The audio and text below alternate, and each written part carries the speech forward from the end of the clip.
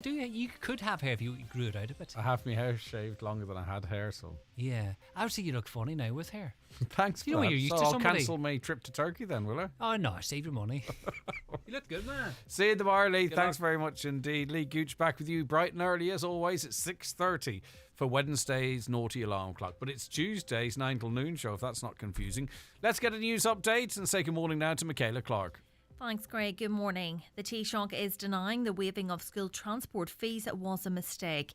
It's reported Taoiseach Leo Varadkar privately told his party some sort of fee should have been maintained to avoid the service becoming oversubscribed. The Irish Daily Mail says he suggested the government should instead have looked at changing voluntary contribution schemes to save parents money. Many children across Donegal have been left without school bus places due to demand for the service. But Taoiseach Micheál Martin doesn't agree with the Taoiseach. I would not agree with that. I actually think it certainly was something we did on a cost of living premise. And yes, it is oversubscribed, but thousands of more people are now availing of public transport, which in terms of a more medium-term climate change agenda is a good thing. So, what we were doing was trying to use the cost of living to do two things: reduce costs for people, but also start bedding in new ways of behaviour. The chief executive of the Killybegs Fishermen's Organisation has warned that fishermen are in a dire situation due to the ongoing fuel crisis. It's now costing 70% more to fuel a fishing trawler to remain at sea.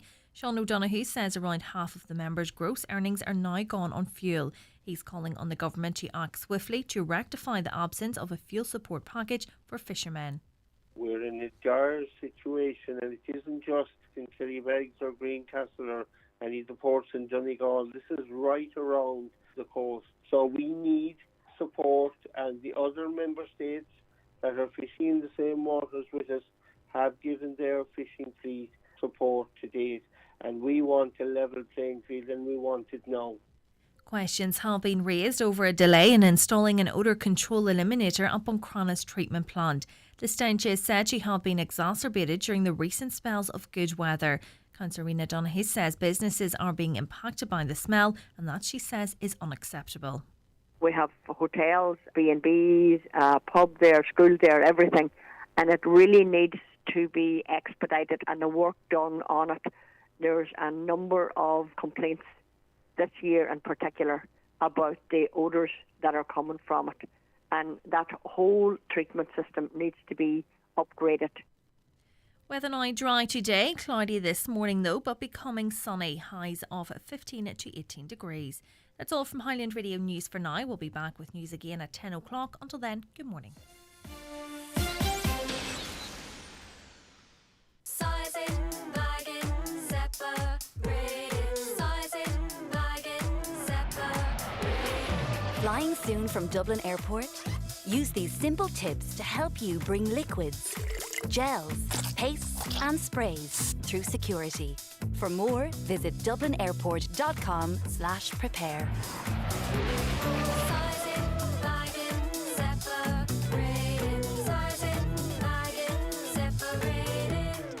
The 9 till noon show with Letterkenny Credit Union, now offering MyCU current account and debit MasterCard, bringing full banking features, delivered with the same local trustworthy service of your credit union.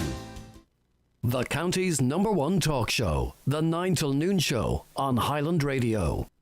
And now, it's time for the talk of the Northwest, The 9 to noon show with Greg Hughes on Highland Radio. Hello, good morning to you. 4 minutes past 9, Tuesday the 13th of September 2022. How are you keeping? Hope you're doing well. It is another edition of the 9 till noon show, and we are here with you for the next 3 hours to keep you informed, entertained, and it's a two-way street, we want to hear from you, get your views, get your opinions, get your stories. 086 60 25,000 WhatsApps and text to that number. Give us a call either on 07491 25,000 and your emails to comments@highlandradio.com. If you want to watch the show, you hop onto our website. You'll see a link there now at the top of the page. Watch live. You can watch in your browser or get on over to YouTube, Highland Radio Ireland. Like and subscribe there, please. It's really important to help get the show out there. The same with Facebook across all of our Facebook pages. Get involved, interact with us there as well.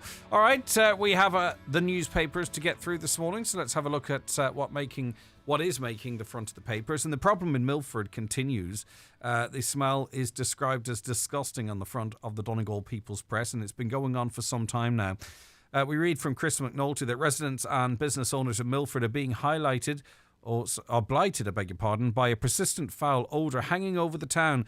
The issue is stemming from the Milford wastewater treatment plant located close to the centre of the town at the rear of the Public Services Centre. An ongoing issue for several years now, the problem became noticeably worse during this summer. You would think that the whole sewer was opened up at times, Michael McBride, the proprietor of the Travellers Inn, told Donegal Live. And we had, of course, the Hearlock on the programme talking about this early last week, or perhaps maybe the week before, and we put out a call there for anyone who's affected by this to get in contact with Irish Water to make a complaint, and not just as a collective but individually. It would be interesting to find out how many of you, if any of you, actually did make a complaint that day. We might make contact with Irish Water again, actually, and ask them straight up how many people have complained about the nasty smell in Milford. We'll put that in by way of a press question. If it's 3 or 4, they might go, well, sure, it mustn't be a big problem. I know they recognise it's a problem that needs addressing, but if they've got dozens of them, can they ignore that? So we'll put an inquiry into Irish Water to see what they have to say about that. The Derry Journal this morning: almost 400 people from Inishowen and elsewhere in Donegal have been treated at the Northwest Cancer Centre in Derry in 2021 and in the first 6 months of 2022. The figures were confirmed to the Derry Journal by the Western Trust, who added that all patients within the agreed treatment pathways from Donegal who are assessed to receive radiotherapy are referred to the NWCC and treated.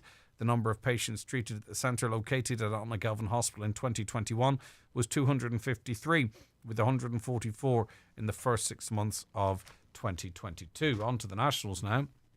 And what may or may not be in the budget is dominating a lot of the front pages and stories inside the tabloids, a lot of them cut and pasting from perhaps their English sister papers. There's an awful lot of coverage of the passing of Britain's Queen Elizabeth and the ascension of Prince Charles to King of England. But the Irish Independent, their front page story: Gardaí expect to question within the coming days a person of interest in the deaths of 2 children in a car fire in County Westmeath. A suspect was identified within hours of last Friday's tragedy but has not yet been interviewed by investigators. No other suspects have been identified, and Gardaí believe the car was set on fire deliberately, and understandably the mainstream media having to be very careful in how it chooses its words, though in the tabloids, some of the red top tabloids, they are a little bit more blunt in who might be in line to be questioned. Yesterday, Gardaí Commissioner Drew Harris confirmed that a criminal investigation was in place into the suspicious deaths of Mikey Denani too and his sister Thelma, who died in the car fire last Friday outside Multifarnham. The children's body were released to their family yesterday, and funeral details have not been announced. An exact time frame for when the person of interest will be interviewed by Gardaí is not known at this stage, but it is expected this will happen within days rather than weeks, a source told the Irish Independent. And you can't allow yourself almost to imagine what happened in that car. It really is unimaginable. And those 2 poor wee angels, what must have been going through their heads at that particular time. It's just too difficult, isn't it? On to the Irish Times now, and the government is likely to opt for more electricity credits rather than seeking to cap householders and businesses' bills. This according to the Minister for Public Expenditure, Michael McGrath. An electricity credit's a very live option because it has worked already and is something that the system could administer quickly, Mr McGrath said yesterday evening at the Fine Gael Thinking, it's the Fianna Fáil Thinking, I beg your pardon, in Mullingar, while Mr McGrath said that no option had as yet been ruled out ahead of a crunch meeting with the party leader and the Minister for Finance, Paschal Donohoe, this week. Likely on this evening, he gave a strong indication that the government would opt for a system of direct payments such as the electricity credit. What do you think about that? Because his party leader, Micheál Martin, went a bit further this morning and he's pretty much ruled out a Liz Truss-style capping of electricity prices. And I get why that is a problem, because it costs an absolute fortune. You borrow to pay it. The electricity companies still make an absolute fortune out of it. But it's us, our children and their children that end up paying for that down the line. I mean, maybe you could employ some mechanism to claw it back from the electricity companies into the future, but it's pretty complex. That being said, as electricity users, it would be nice to have a little bit of certainty in relation to that particular bill, wouldn't it? Because that credit previously, I mean, it was taxed. It wasn't the full 200, was it? And it was a bit hit and miss and a bit complicated for people on pay-as-you-go and that type of thing. But anyway, Minister McGrath said it was not clear how the British government's pledge announced last week to cap electricity bills at 2021 prices would work in practice. However, he said the UK proposal would involve a large amount of borrowing by the state, which was not, for now, envisaged in Ireland. The government has not examined a system of capping bills, but officials had been working for some time on plans for more electricity credits. Interesting story too in the front of the Irish Times from the United States. The United States is seeking to end cancer as we know it. US President Joe Biden has said. He said the country should aim to reduce the incidence of cancer by at least 50% over the next 25 years. And speaking yesterday, he said he wanted to set a long-term goal to rally American ingenuity to find cures for cancer once and for all, the same way the country had landed men on the moon in the 1960s. He said he believed his new cancer plan was bold, ambitious, but completely doable.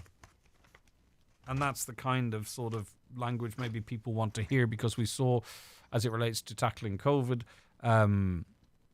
how, every resource and money was thrown at that. Why not cancer? And as he quite rightly said himself, focusing on putting men on other planets and women on other planets, when down here 50% of people are catching a deadly illness, which is cancer. Let's go to the Irish Daily Mail now, and the penny might be dropping in government circles because we've been talking about this from the get-go, and now Taoiseach Leo Varadkar, he's privately told his party it was a mistake to waive school transport fees. Fine Gael sources have told this paper. Multiple TDs and senators who attended the party's think-in last week said Mr Varadkar told them that some sort of fee should have been maintained to avoid the service being oversubscribed. It is also understood he suggested the government should have instead looked at changes to voluntary contribution schemes as a way to save parents money. You see, whatever government is in power now or maybe into the future should really start listening to the people, because on programmes like this, and it's not exclusive to this programme, one of the biggest things that irked people, it wasn't the fees for school transport necessarily, it was how it was run. That's what the complaints we were getting from people. It wasn't that why is it not free, it was that why can't my child get a seat on that? Why is it every year that we have problems? So, they could have sorted that. And the other thing that people complain on programmes like this for is the fact that we are being sent bills and incredibly regular reminders for voluntary or non-voluntary, as a lot of people feel they are, school levies and books, and uniforms. So instead of, making school transport free and completely making a hames to the whole system, again, are students being left stood on the side of the road in Clonmany? Any parents update us, 086 60 25,000. Were children left behind on the side of the road at that dangerous junction again today? Instead of creating a problem, which is this has done, fix a problem. Sort out school uniforms. Make them more generic, more affordable. Make school books free, or at least ensure that every school has a book rental scheme, and get rid of these, fund schools properly and make the funding transparent and the spending of that money is transparent, and get rid of these contributions, these levies, which come in every now and again.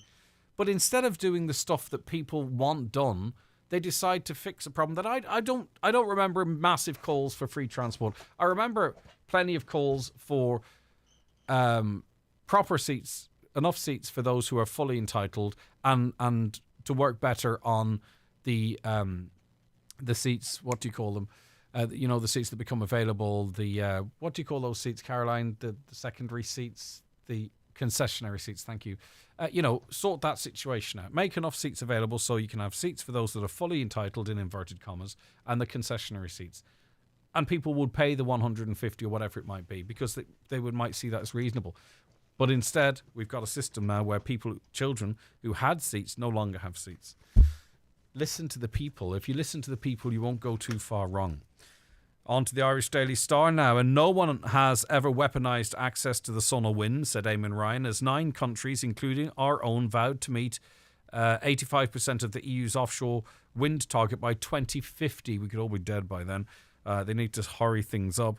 And with seas 7 times our land mass, the Environment, Climate and Communications Minister believes we are well placed to support the drive away from fossil fuels. Ireland is co-president of the North Seas Energy Cooperation, which also includes Belgium, Denmark, France, Germany, Luxembourg, the Netherlands, Norway, Sweden and the European Commission. They agreed a historic meeting in Dunleary yesterday to accelerate Europe's move towards energy independence by creating at least 260 gigawatts of the EU's 300 gigawatt target. That's around 10% of the EU's energy supply, which Minister Ryan vowed will be further boosted by solar and hybrid or hydro energy. This project is in response to the war on energy that's been started by the Russian government, he said. And he's also talking about, and more talk about, levies, big profit levies on the wind companies in particular. There was one negative story really that came out of the Garth Brooks concerts, the 3 so far, and that was a Garda getting his nose broken. Well, a Northern Irishman has been accused of breaking a Garda's nose during Garth Brooks concerts at Croke Park on Saturday night. But the 27-year-old Gary Doyle denies assault causing harm to the officer. Doyle, 27, of Kinellan Road in Ballyward, Castlewell in Newry, County Down, appeared before Judge Brian Smith at Dublin District Court yesterday. Garda Sergeant Elaine Murta told Judge Brian Smith they arrested the man at 10:05 on Saturday at the Dublin Stadium. He was taken to Store Street Garda Station in the city centre. And I seem to remember there was a bit of a kerfuffle from where I was sitting in the Hogan stand to the back right of the standing area. And I wonder, is that where that incident took place? Because there's certainly something happened over in that corner. I'm not a big fan of zoos, I'll be completely honest with you. And there's a story in the Irish Daily Mirror. Nearly 300 animals died in the country's 3 largest zoos during the past 2 years. The deaths were recorded at Photo Wildlife Park, Dublin Zoo and Tato Park. They include sea lions, giraffes, cheetahs and ostriches, as well as endangered species such as a red panda, ring-tailed lemurs and a chimpanzee. Almost half of the 294 animal deaths reported in 2020 and 21 occurred at Photo Wildlife Park, according to inventories obtained under Freedom of Information laws. Dublin Zoo said the majority of deaths were linked to animals' age. Photo Wildlife Park did not respond to a request for comment. 08660 25,000. We are going to be talking about a minimum age for buying tobacco products. Some want it to be as high as 21. What do you think? Do you think 18 to 21-year-olds should be banned from buying tobacco products? We'll be having that debate and that conversation after we take our first break of the day. The newspapers are courtesy of Kelly Centra, Mountaintop, Letterkenny. The 9 till noon show is brought to you by Letterkenny Credit Union, offering low-rate car loans with fast approval. Apply online at letterkennycu.ie or in office today. Since she got her free hearing aids with her PRSI at Specsavers, Roisin is a changed woman. Music has never sounded better, and that makes her dance. And dance. And dance. Her singing, though, well...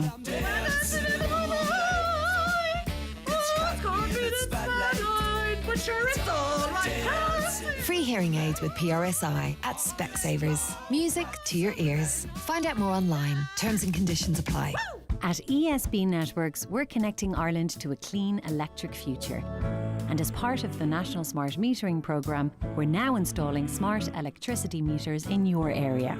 Your new smart meter will reduce the need for estimated bills, help you to manage your electricity usage more efficiently, and enable you to access smart electricity products and services. We'll contact you before your meter is installed. Find out more at esbnetworks.ie/smartmeter. Inishowen Credit Union has recently launched Cultivate, an agricultural loan at only 6.55%, APR 6.75%. Call any of their 4 offices for more information or to make an appointment. Inishowen Credit Union, Buncrana, Carndona, Moville and Muff, supporting local farmers. Inishowen Credit Union is regulated by the Central Bank of Ireland. Are you frequently asking others to speak slowly, clearly and loudly? Is listening to the TV or radio becoming harder? If your hearing is affecting your everyday life, Connect Hearing are here to help. Our clinics in Letterkenny and Dunloe are open Monday to Friday, where you can avail of our hearing test, wax removal and repair services. Take that first step to better hearing. Call us today on 07491 13296. Connect Hearing, connecting you to life. Are you on a low income and worried about an essential expense or bill that you can't afford? The Department of Social Protection is here to help. The additional needs payment is available to support you with important expenses, such as utility bills or other essential household or personal costs. It's available to anyone on a low income who qualifies, no matter how many hours you work or if you're already on a social welfare payment.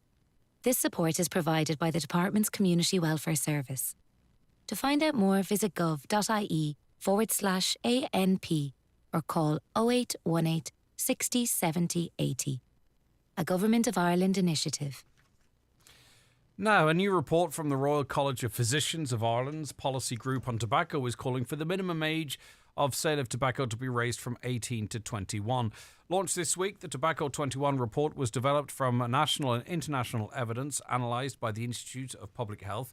The report by the RCPI policy group says amending legislation to raise the minimum legal age for the sale of tobacco products in Ireland offers a proven approach to significantly reduce the numbers of teenagers and young adults becoming addicted to tobacco. Nearly 4,500 people die in Ireland each year from the effects of smoking. It's the single biggest contributor to early death, and thousands more suffer from smoking-related diseases, including heart and lung disease and cancers. Well, Professor Des Cox from the RCPI, that's the Royal College of Physicians Ireland, joins us on the programme now. Des, thanks so much for your time. Good to have you with us.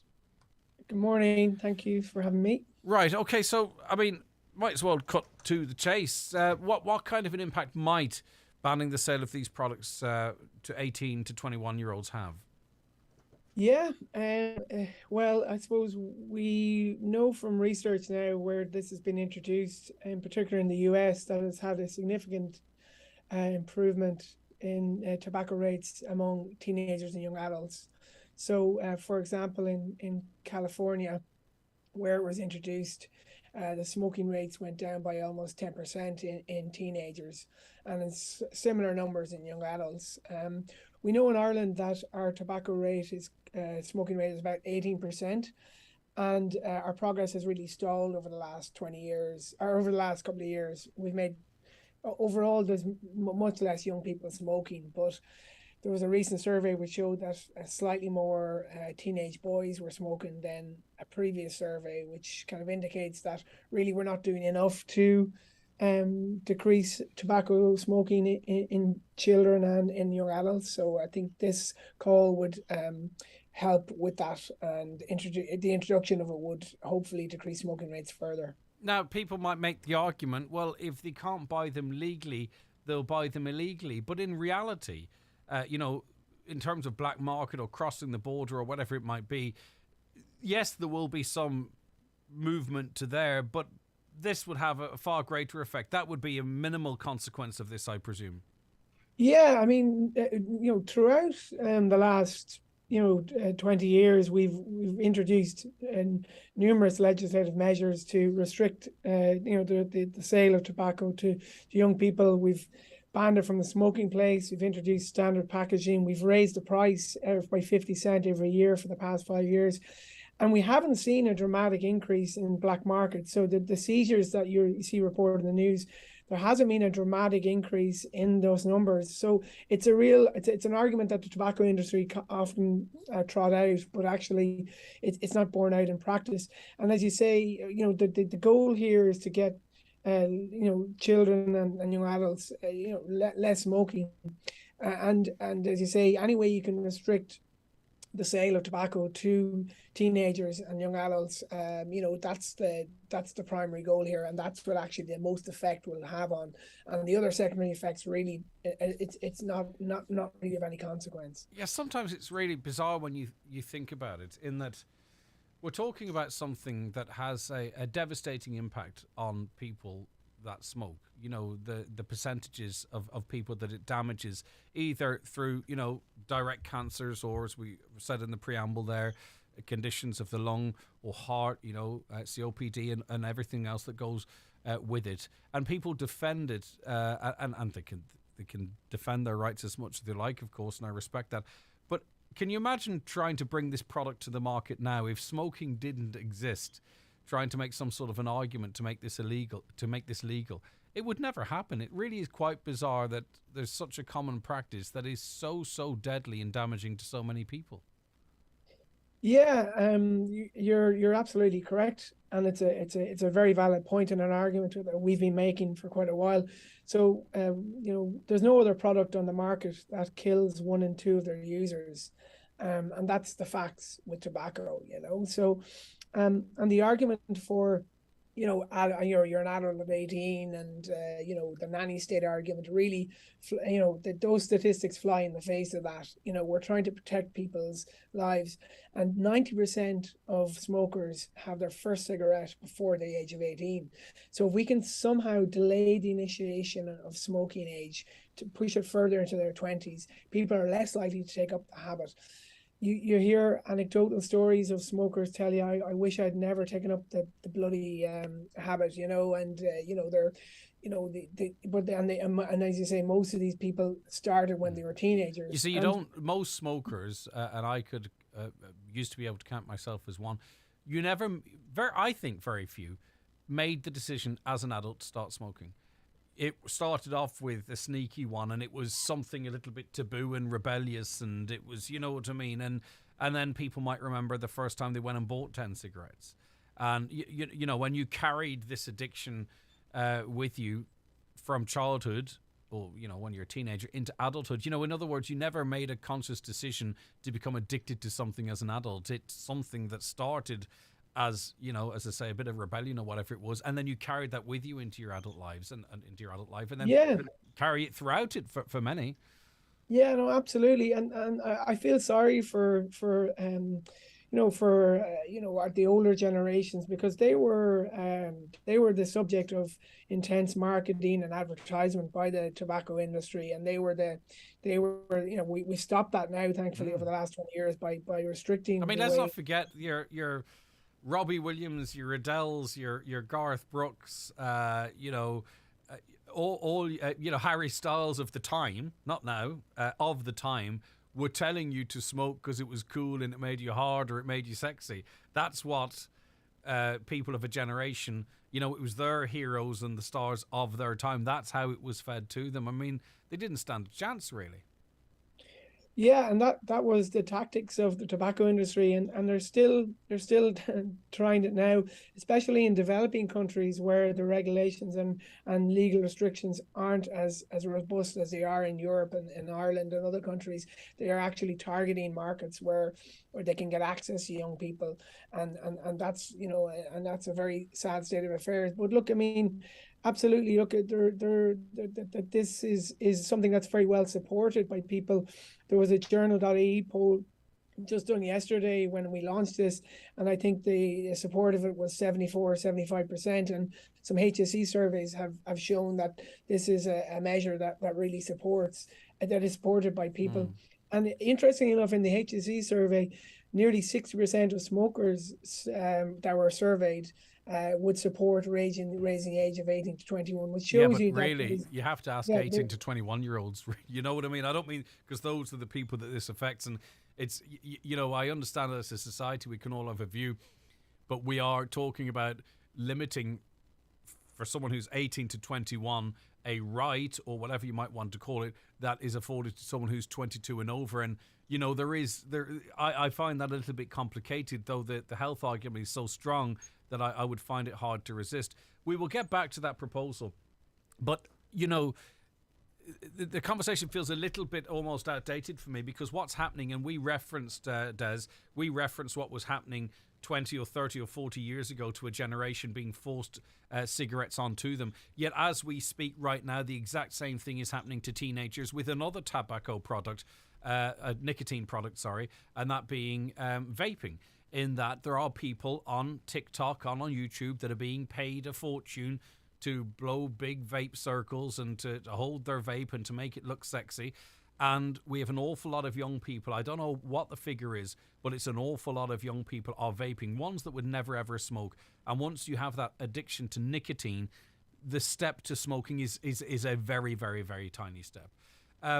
So, you know, I'm not saying that you aren't focused on that and you're focused on the 18 to 21s, but we really need to get our head around this vaping situation that's going on, because that is... I wouldn't be surprised if that's what's leading to the increase in teenagers smoking. Yeah, so I completely agree with everything you've said there. It is a big problem. We know that 4 in 10 teenagers have experiment with e-cigarettes now. You know, so it's extremely common, and anyone who walks down the street will witness this. The other worrying thing is that we know now as well from research is that, you know, a teenager who tries e-cigarettes are 3 to 5 times more likely to go on to use tobacco products. So again, as you say, part of the rise we've seen in teenage smoking may be related to e-cigarettes. Now, we don't have conclusive proof of that, but we do know that there is certainly strong associations between the two products. The RCPI policy group has called on the government to increase restrictions on e-cigarettes in the aspect of advertising, marketing, and flavorings. We believe that they should be treated like the other tobacco products, and that they shouldn't be advertised and marketed the way they are at the moment, because there is a clear marketing strategy towards. You see, the problem is and I get the thing about flavors, right? But look, Professor. At the moment, you can get a little thing you stick on a cigarette and it tastes menthol. You know for a fact as soon as you ban flavors, little bottles of flavor will be sold and you'll mix it with your vape juice. You know what I mean? I think really what we need to do is stop young people vaping rather than sort of working around the ends of it and talking about bubblegum flavor and all that kind of stuff. At the end of the day, after they're using it for a week, they're only interested in getting the nicotine into them. Do you know what I mean? The flavors and what have you is almost by the by. You're the professor, by the way, and I hope you don't think I'm being cheeky in this, but once the nicotine gets hold of you, that's what you want. You don't really care for the flavour. You can go and get some Hubba Bubba if you want. Do you know what I mean? Like, I just think we need to get, as soon as we can, proper, strong legislation in terms of young people having access to vapes. Yeah, no, absolutely, and that's what we've called for. And as you say, there is a bill currently sitting on the Minister for Health's desk that would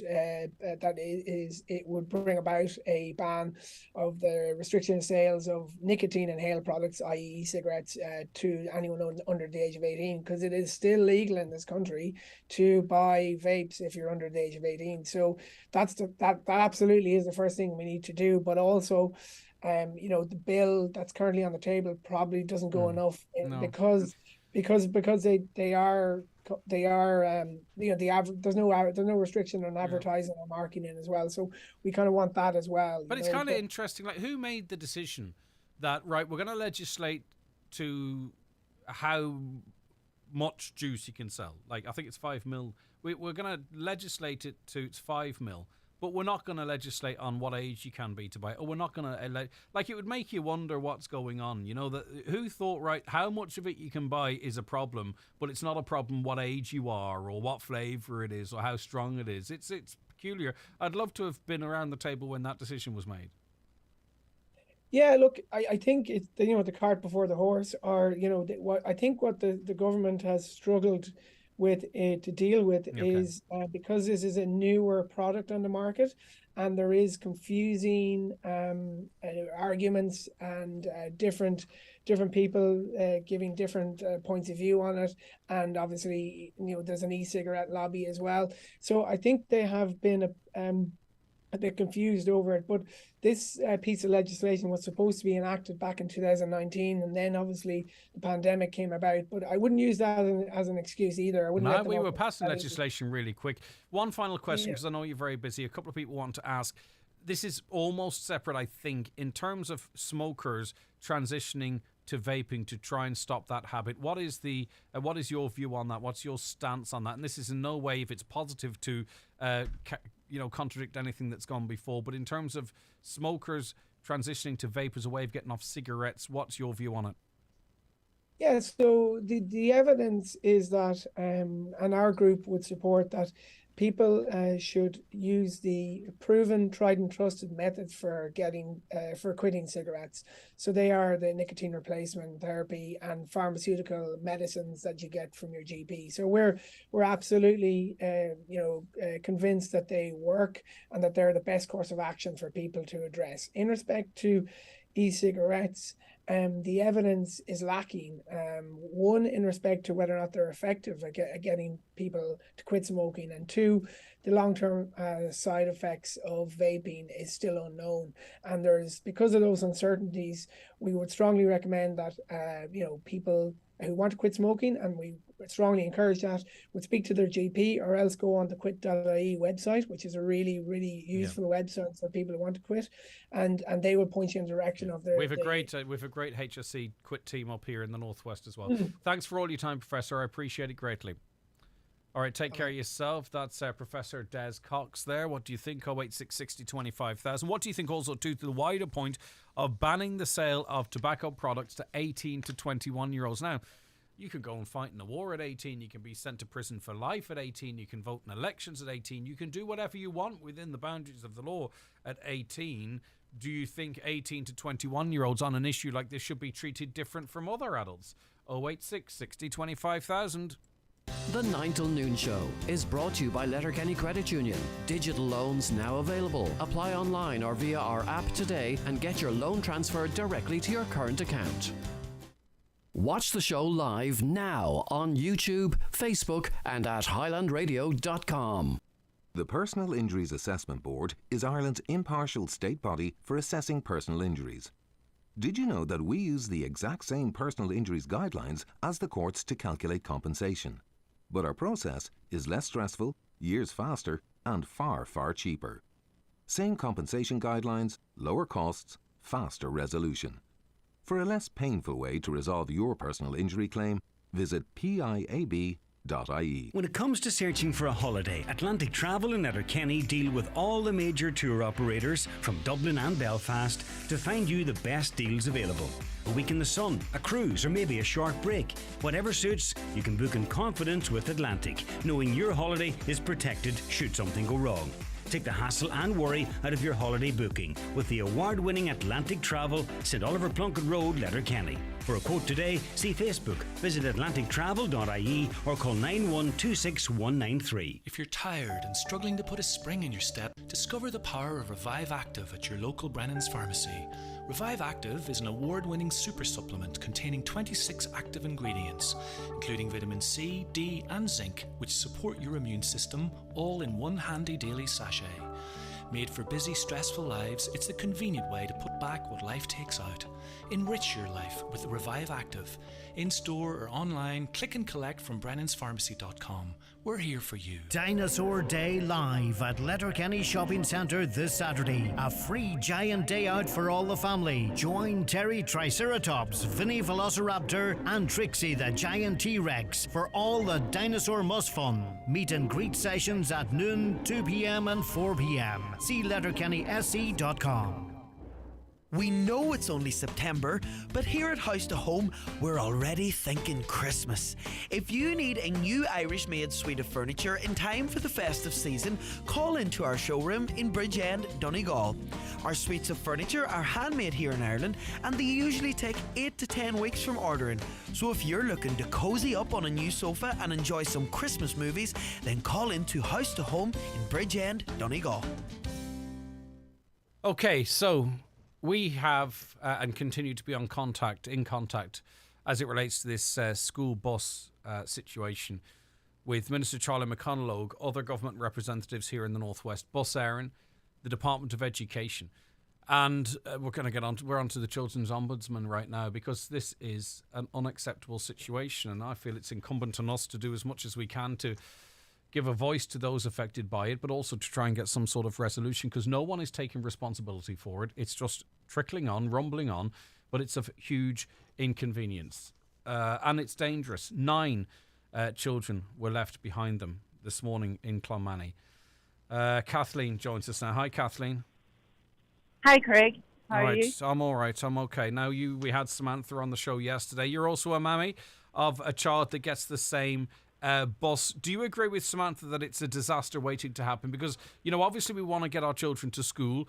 If they can't get to school after 20, 21 days, TUSLA will be on the phone. And I wonder, would they be interested in 7, 8, 9 children standing on the side of a busy road? Well, we can ask them that question too. But talk to me about what your experience of this situation is. Well, Greg, mine is the same as Samantha's. In the morning, it's just a health and safety issue. The children are rushing the bus in the morning. Now, we counted this morning at our stop, there is probably 30 children trying to get on a bus, that there is only seats for 19, 20 left. This morning, there was 9 children left out. Now, mine happened to be one of them this morning, was the first morning. And I just told the bus driver that he wasn't going nowhere till there was another bus there for my child to step on.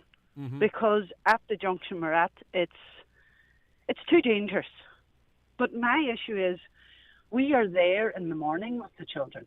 In the evening, there is 40-odd children rushing a bus in a car park that's full to capacity of buses. So we're waiting in the evening to get a text to say, Mammy, I'm on the bus and I have a seat, but there's other children running around the car park looking to see if they can get a bus to get home on. Like, can you imagine, firstly, from your perspective as a parent, Kathleen, but I mean, these young people, at what stage in the afternoon are they sort of planning the rush to the bus to get a seat so they can get home and see the mum and dad? Like, they're supposed to be in school studying, and they shouldn't be having to consider whether or not they get on the bus, or if they get out quicker, or rushing out. Are they forgetting stuff behind them, elbowing their classmates almost? Why are children being put in this position? It's an absolute scandal, beyond scandal. It's embarrassing. Charlie McConalogue and the rest of the elected representatives should be up standing in front of that bus in the morning and saying, you're not going anywhere until the Minister for Education or Bus Aaron or someone sorts this out. Well, I know I'm in contact every morning with the representative I'm in contact with. Every morning he tells me, give him an update. They are banging their heads against a brick wall as well. They have had no response, none whatsoever, from anything. Samantha is in daily contact with who she is with, and they're not getting any response either. And we're saying, if they're not getting response, how is us as mammies going to get a response? Like, my child will be sitting and looking at the clock going, I hope the teacher doesn't keep us late this evening getting out. Or I know of another child takes all their books home rather than going to the locker in case they're late. Do you know, yesterday there was one boy, or maybe a couple, that was left behind, couldn't get in the bus, and the answer they got was, our bus is full, try get another bus because there's children on here that didn't come in with me this morning. But them children hadn't a seat to get in the morning. So the children don't know as much as we don't know. Yeah, and you can't, because it's random every morning as to which children get on the bus. Yeah. You can't. There's no way to plan this as parents, or there's no, you know what I'm on about. There's no rhyme or reason to it. You're literally, I wouldn't make light of it, but you'd almost need to put your child in training, in how quick you can get them on the bus, because you want that call to say, Mammy, I'm on the bus. Do you know what I mean? And then they're home safe. But this is a hassle. Is it causing tension, Kathleen, or what? Because it has to be, because no one knows is their child going to get on the bus, and someone's bound to say, well, look at Johnny over there pushing his way in, or you know what I'm on about. Like, it's bound to be causing a little bit of tension amongst parents as well. It's ridiculous. It is totally ridiculous, but there's nowhere else we can turn other than coming on yourself and highlighting it every morning, and I'm sure your listeners are sick listening to us. No. But we're all in this together, Kathleen, to quote an old phrase. Don't worry about that. There's nothing else we can do. Nobody's getting no response. Our children are just rushing to the bus. It's an accident waiting to happen, as Samantha said, and then it's too late because there's some family going to be saying, oh, I wish something was done earlier. Right, I'm going to try and see if one of our team can be up there maybe one of these mornings just to to We're get not a there sense at to the what's going on, like, because to help, even if it's a case of embarrassing people in. As I say, I'm very interested to see what the Ombudsman for Children has to say on this. So we're getting on to him. And I think we all should be complaining to the Children's Ombudsman. Because he has power, he has influence, but because someone has to take responsibility for this. It's not good enough that people are saying we're making representations, we're trying. There is someone that can resolve this with a flick of the pen if they want to. Yes. My problem is a child should be going to school happy as they can be going to school and coming out of class giggling and smiling with their friends to get on their bus to come home. Ours is coming out of school, panic sets in, they're rushing. That's not what they should be doing. You're chatting a child going to secondary school is from the age of 12, 13 to 17 to 18. Them children don't need that hassle, Greg. Us at home sitting worrying, are they on the bus? Are we going to have to gun? Is the day my child has to stand on her own in the schoolyard till I come and collect her? It's fine, the weather is mild. Wait till the winter really hits, Greg. I was going to say that, Kathleen, we've actually been kind of lucky. We've had decent weather since the schools have returned, haven't we, really? We are lucky with the weather. But it's just, I have told my child now, if she is left behind in the yard, she'll be fine, we'll come and get her. But do go back into school, because that's where you're safe. She can't be standing out in a yard. Health and safety, the days it's on it.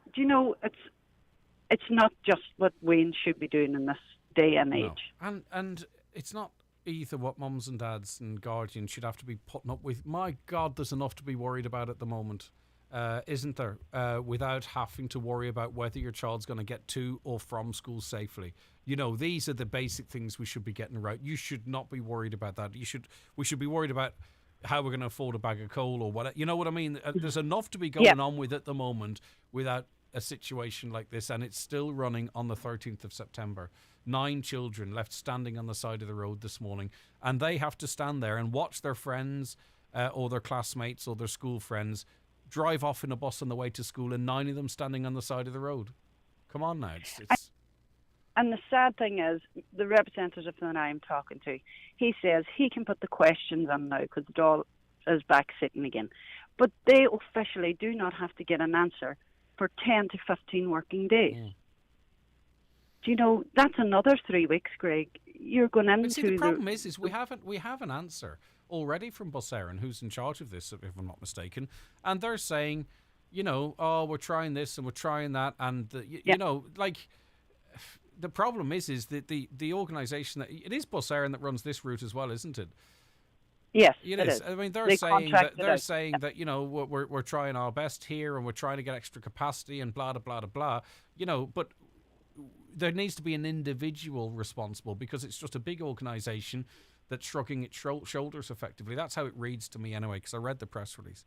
Okay, Kathleen, listen, don't be worried about raising this with us daily. That's not an issue. Everyone listening understands. No one would want to be in the same position. And these are 9 children, you know what I mean? And they might as well be our children. So don't be worried about that side of things. We're getting back onto all of the various agencies again. And we are getting on to the Ombudsman for Children as well to see what that office has to say about this. And we'll keep at it until we get it resolved, Kathleen, together. Not us as Highland Radio or the 9 till noon show, but us as a county. I suppose you don't know the lotto. You don't know if your lotto, the Lucky Ball Lotto, is going to come out for the lift home from your young daughter either, Kathleen. At this point, it's just wait and see. Yeah, wait and see. I have told her, don't be panicking. I have told her now this morning. I says, whatever bus you've got on, go to that bus and see if they give you a lift home, because there was a seat. But the problem could be, Craig, that bus might have had that seat, but a child that owns that seat could have had a dentist appointment, a doctor's appointment, or anything this morning. They mightn't have been on the bus this morning, but who's to say they are not on that bus coming home in the evening? Yeah. This is where, it is a lottery. So we just sit and wait in the text every evening to say, we have a seat, we're on what bus, what bus they're on. Can I ask how old your daughter is, Kathleen? She is 13. 13, okay. Yeah, she doesn't have to be dealing with all this stuff. And it's not a personal question, but I'm just trying to say a 13-year-old, you have to have that conversation. Do you know what I mean? And explain, it's crazy stuff. Thanks for helping us, Kathleen, all right? And Thanks. We'll see what we can do to elevate this even further if we can. All right, thanks, Kathleen. Take care of yourself. Thank you, Craig. Bye-bye. Okay, bye-bye. Now, John McGuinness is principal of Carn Donegal Community School. John, thanks for joining us this morning. Hi, Greg. How are you? I'm all right. I'm okay. Now, I think really maybe the penny's dropping, certainly on the QT amongst those in government, that if they wanted to do something for parents, this wasn't very well thought through. What's your take on it? I mean, you're at the coalface there. Well, essentially, I think that the government has taken a decision that everybody's entitled to school transport this year. So at the end of the day, there's no decision to be made. The transport has to be provided. So I think the best solution would have been to ask the existing providers to increase the capacity on their buses and pay them on a pro rata basis, rather than going through this whole tendering process, which seems to be slowing the whole thing down at the minute. Yeah.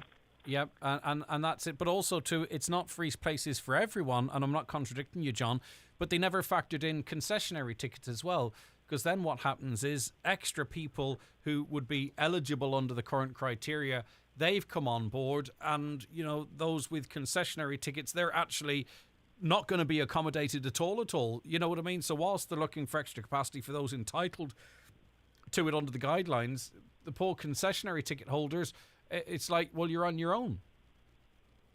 Well, my understanding is that everybody is entitled. Once you're outside a radius of whatever it is, 6 kilometres from the school, my understanding was that everybody is entitled to the free transport this year.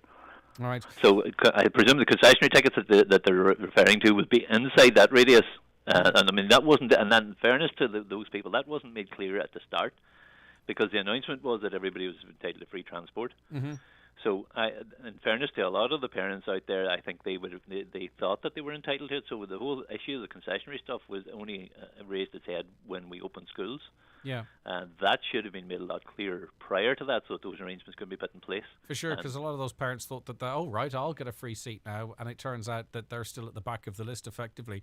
Mm-hmm.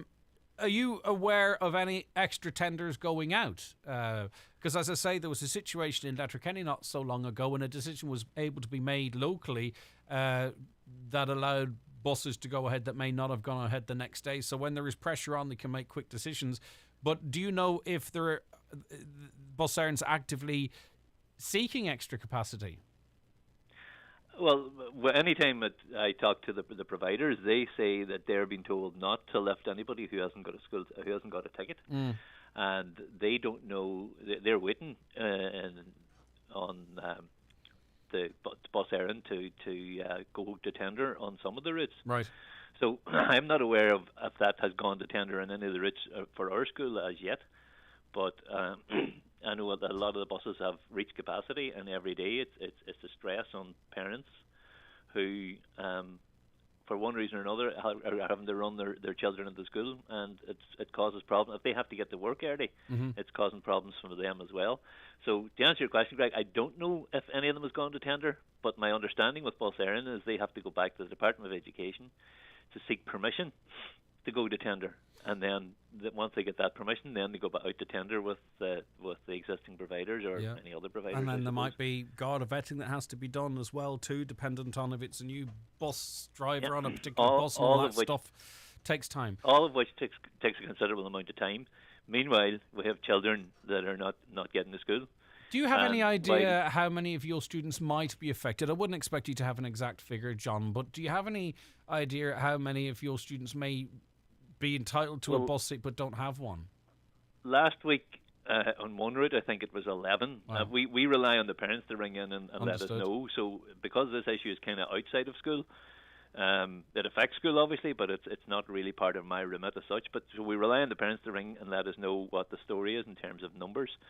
So I do know on one route last week there was about 11 who were affected.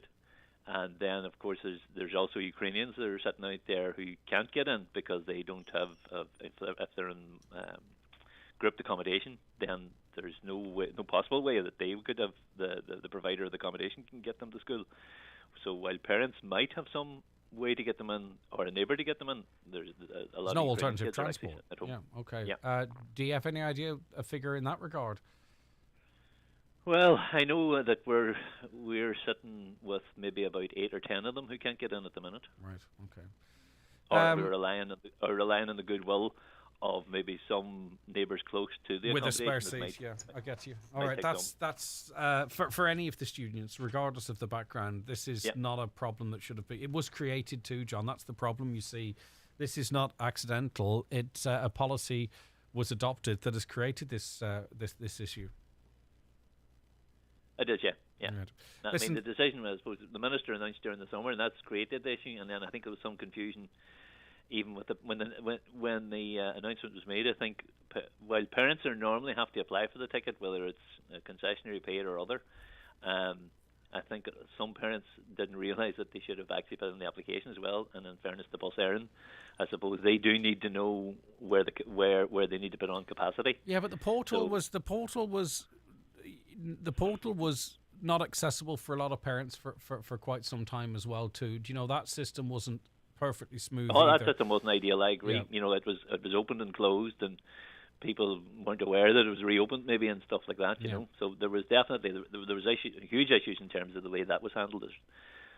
Communication again, unfortunately, John, and I mean, one of the big things in the school environment is, teaching our young people about communication and different ways of communicating. This situation wasn't communicated well enough, if at all, to parents so that we could understand it. Or maybe even to people like you, who certainly should be very well communicated with. Well, I mean, because it's outside of our remit as such, excuse me, we have very little to do with the whole process. I don't know. I think, sorry, John, what I meant by that is maybe even if schools were contacted and then, you've got a good communication system with parents. If you had been contacted, you could probably use your channels to get the message across to parents. Sorry, John, that's what I meant. I know it's not your role. Yeah, I agree, Greg. Yeah, if we had been told, if we had been told during the summer, that to put a message out to parents to remind them that the portal was opened or to apply for bus tickets, we could have certainly have done that. Exactly. Yeah. All right. But I suppose that the issue then that Bus Éireann had in terms of communicating with the parents the new parents who became entitled to the free transport, they probably had no way of communicating with them other than through the normal media channels. All right, I didn't see much of it, but anyway, John, listen, thanks for your time. I'll let you back to a very busy school, I'm sure. John McGuinness, Principal of Donegal Community School. Have a great day. All right, thanks, Greg. All right, bye-bye. Take care of yourself. Lots of you messaging in, texting in on this issue. 086 60 25,000, WhatsApps and text 086 60 25,000, or give us a call on 07491 25,000. I'll tell you what we'll do. We'll take a break for the news and obituary notices. Coming up after 10 o'clock, we'll be getting the very latest appeals and information from An Garda Síochána. That and so much more besides. You'll hear all that information here first, by the way, so stay tuned for that. Okay, back in a mo. Cutting through the spin. The 9 till noon show on Highland Radio. The 9 till noon show with Letterkenny Credit Union, now offering mortgages with life cover provided at no additional cost. Letterkenny Credit Union, 9102127. Don't sleep in and miss the very latest beds and mattress offers from dfibeds.ie, Ireland's leading online bed and mattress retailer. You'll get a comfy Irish-made mattress, upholstered base and headboard from an amazing €229. Check out the full range at dfibeds.ie. Delivery free and guaranteed to you within 7 working days. DFI Beds. Sleep well, live well. Hello, how can I help you? I'm looking to claim on my insurance policy. Okay, and what type of chip do you need to claim for? It's not a chip. I was in a minor accident. And was your windscreen chipped in this accident? No, it's just my backlight and the bumper. So your windscreen is not chipped? No. Unfortunately, our policies only cover chips. Do you get the feeling that you're not getting the right cover? Well, at Local Insurance, we are Irish owned and understand your needs. Call us today for a bespoke quote on 0818 894 444. Local Insurance, we'll get you sorted. The Local Insurance Network, DAC Trading's Local Insurance, is regulated by the Central Bank of Ireland. Local Insurance is a tied insurance intermediary of Acorn Brokerage Limited. Acorn Brokerage Limited, trading as Acorn Insurance, is regulated by the Central Bank of Ireland. Wellness awaits at the multi-award-winning V-Spa, set within the confines of the 4-star Villa Rose Hotel Ballybuffet. As a sanctuary of tranquility and relaxation, the V-Spa specialises in advanced facials together with Medi-Spa treatments featuring chemical peels and microneedling. This September, the V-Spa have released a collection of autumn wellness packages that are guaranteed to leave you feeling refreshed and rejuvenated. View the autumn spa packages online today on villarose.ie.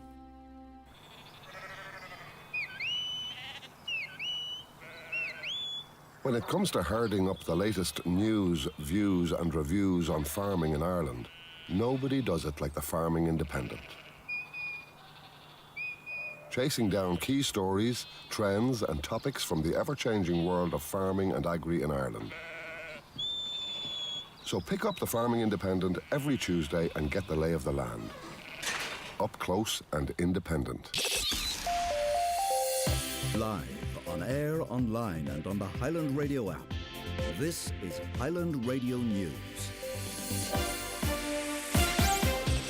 Good morning, it's 10 o'clock. Donald Kavanagh at the Highland Radio News Desk. The Taoiseach is denying that the waiving of school transport fees was a mistake. It's reported Taoiseach Leo Varadkar privately told his party some sort of fee should have been maintained to avoid the service becoming oversubscribed. The Irish Daily Mail says he suggested the government should instead have looked at charging voluntary contribution schemes to save parents money. Many children across Donegal have been left without school bus places because of demand for the service, but Taoiseach Micheál Martin doesn't agree with the Taoiseach's perspective. I would not agree with that. I actually think it certainly was something we did on a cost of living premise, and yes, it is oversubscribed, but thousands of more people are now availing of public transport, which in terms of a more medium-term climate change agenda is a good thing. So, what we were doing was trying to use the cost of living to do two things: reduce costs for people, but also start bedding in new ways of behaviour. A double murder inquiry is expected to be launched into the deaths of two children in a car fire in County Westmeath. Lynn Egar survived the blaze, but her 5-year-old daughter Thelma and 2-year-old son Michael lost their lives. It happened on a rural road in Multifarnham last Friday afternoon. Crime correspondent with the Irish Daily Star, Michael O'Toole, says Gardaí are following a definite line of inquiry. There's an awful lot of work still to do. We know, for example, that there are forensic tests that have been carried in the Technical Bureau at Garda headquarters are involved centrally in this investigation, and forensic evidence and physical evidence is really going to be crucial to this. But they are following a certain line of inquiry that the car was deliberately set on fire, and that is the focus of the investigation for the next couple of days. It's reported Ukrainian forces have now retaken 6,000 square kilometres of their homeland, half of that in the past 6 days alone. President Volodymyr Zelensky says the advance of Ukrainian forces is still continuing. It's claimed Ukraine has now captured so many Russian soldiers, the country is running out of space to accommodate them. 4 Donegal projects will receive a combined €190,000 under CLAR. Under the programme, sports clubs, schools and community groups will receive grants of up to €50,000 each to develop a range of projects. The successful projects in Donegal are the Rosses Park Community Walk in Dunloe, Ardra GAA, Moville Green Car Park and Pobble Escala Resource Centre in Falcara. Agriculture Minister Charlie McConnell today paid tribute to those involved in the projects and all the community group staff and volunteers for the work they do across Donegal. The chief executive of the Killybegs Fishermen's Organisation has warned that fishermen are in a dire situation because of the ongoing fuel crisis. It's now costing 70% more to fuel a fishing trawler to remain at sea. Sean O'Donoghue says around half of the members' gross earnings now goes on fuel. He's calling on the government to act swiftly to rectify the absence of a fuel support package for fishermen. We're in a dire situation, and it isn't just in Killybegs or Greencastle or any of the ports in Donegal. This is right around the coast. So we need support, and the other member states that are fishing in the same waters with us have given their fishing fleet support to date, and we want a level playing field, and we want it now. Questions have been raised over a delay in installing an odour control eliminator at Buncrana's treatment plant. The stench is said to have been exacerbated during the recent spells of good weather. Councillor Rena Donaghy says businesses are being impacted by the smell, and she says that is unacceptable. That was to be put in Q3 of this year. We have hotels, B&Bs, pub there, school there, everything, and it really needs to be expedited and the work done on it. There's a number of complaints this year in particular about the odours that are coming from it, and that whole treatment system needs to be upgraded. Weather forecast dry today, cloudy this morning, but becoming sunny as we hit into the afternoon. Top temperatures today 15 to 18 degrees Celsius in light northerly winds. And that's Highland Radio News. We're back with news headlines again at 11 o'clock. Until then, from the news team, good morning.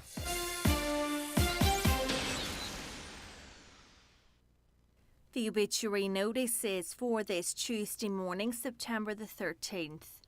The death has taken place of Joe McNulty, 347, Ardbathan, St Johnston, County Donegal, reposing at his late residence. Wake is private place from 11 p.m. to 11 a.m. and family time on the morning of the funeral. Funeral leaving his late residence tomorrow afternoon at 1:15, going to St Bathan's Church, St Johnston for 2 o'clock Requiem Mass with burial afterwards in the adjoining cemetery. Family flowers only, please. Donations in lieu if desired to the Irish Heart Foundation, care of any family member or Kelly's funeral directors. The death has taken place of Bridget McDermott, née Peoples, Branch, Lifford, County Donegal, reposing at her late residence. Funeral leaving her late residence tomorrow morning at 10:30, going to St Patrick's Church, Murlough for 11 o'clock Requiem Mass with burial afterwards in the adjoining cemetery. Mass can be viewed on clonleyparish.com. Family flowers only, please. Donations in lieu if desired to the Donegal Hospice, Letterkenny, care of any family member or Kelly's funeral directors. The death has taken place of Kathleen Neeson, née Guttery, 2 Glenmore Drive, Clady, and formerly of Castlefin, reposing at her home. Funeral leaving her home tomorrow morning at 10:15 for Requiem Mass in St Columba's Church, Donegal at 11 o'clock. Interment afterwards in the adjoining cemetery. Family flowers only, please. The Requiem Mass can be viewed live via the Donegal Chapel YouTube channel. The death has taken place of Anna McLaughlin, née McNulty, 3 Glen Road, Strabane, and formerly of Victoria Bridge. Funeral leaving her home this morning at 10:25 for Requiem Mass in the Church of the Immaculate Conception, Strabane at 11 o'clock. Interment afterwards in the Sacred Heart Cemetery, Jerry Road. Donations in lieu of flowers, please, to Chest, Heart and Stroke, care of Quigley Funeral Directors. The Requiem Mass can be viewed live via the parish webcam. The death has taken place of John Gormley, Kildare, Muff. Funeral Mass this morning at 11 o'clock in the Sacred Heart Church, Muff, followed by burial in the adjoining graveyard. John's funeral Mass can be viewed live via the parish webcam. And the death has taken place of Christopher McFadden, Maharorty, Gorta Hork. Funeral Mass in Christ the King Church, Gorta Hork this morning at 11 o'clock with interment afterwards in the adjacent cemetery. The funeral Mass can be viewed live on Kieran Rorty Funeral Director's Facebook page and on the parish webcam. Family flowers only, donations in lieu to the Donegal Hospice, care of any family member. For more details, including any family health guidelines for wakes and funerals, please go to highlandradio.com.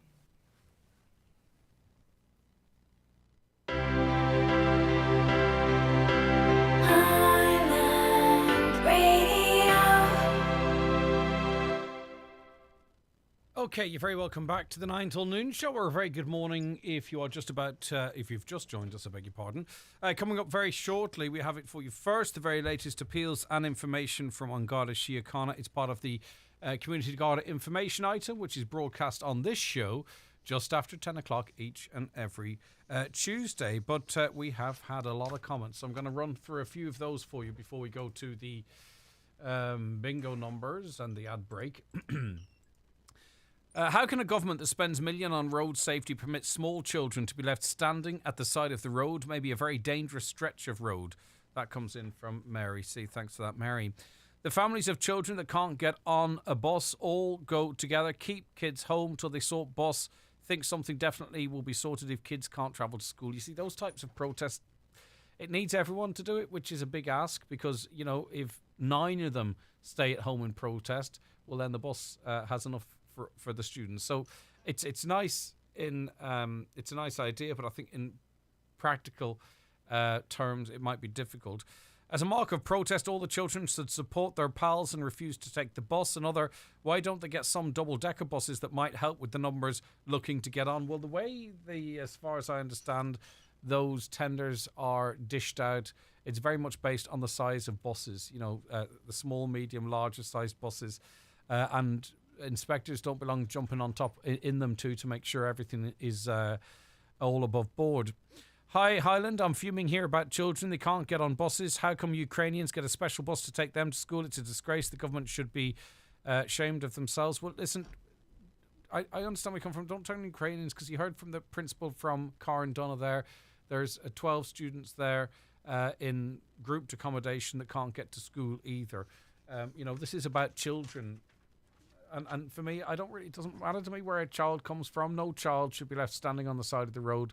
I wouldn't look at a child and pick one out above the other because of where they're from. I think all children, if they're here, should be able to be safe, protected, cared for, taken to school safely, taken home from school safely. I wouldn't be comfortable with a child, whatever their background, missing out so mine can get on a bus. If the minister in the Dáil can finish work in the evening, the ministers, and have a taxi waiting for them, why can't children starting secondary school have the comfort of having a seat on a bus and not having to worry about it all day at school and all night before the morning? Exactly. It's stressful enough being a teen. In relation to the school bus in Clonmany, 9 children were left at the side of the road this morning, put off the bus because he had no seats for them. Of course, he has no seats. There is a 32-seater bus sent to take 41 children to school. 30 children get on this bus at a dangerous stop at 4 roads. 12 children are already on the bus when it comes to our stop. It doesn't take a genius to realise that there are going to be kids with no seats. 3 weeks in, and we're still no further forward. Children jumping out of their cars and running to a bus trying to get a seat. Something is going to happen to one of these kids, and it'll be too late to provide a bus then. Is that what the government are waiting for?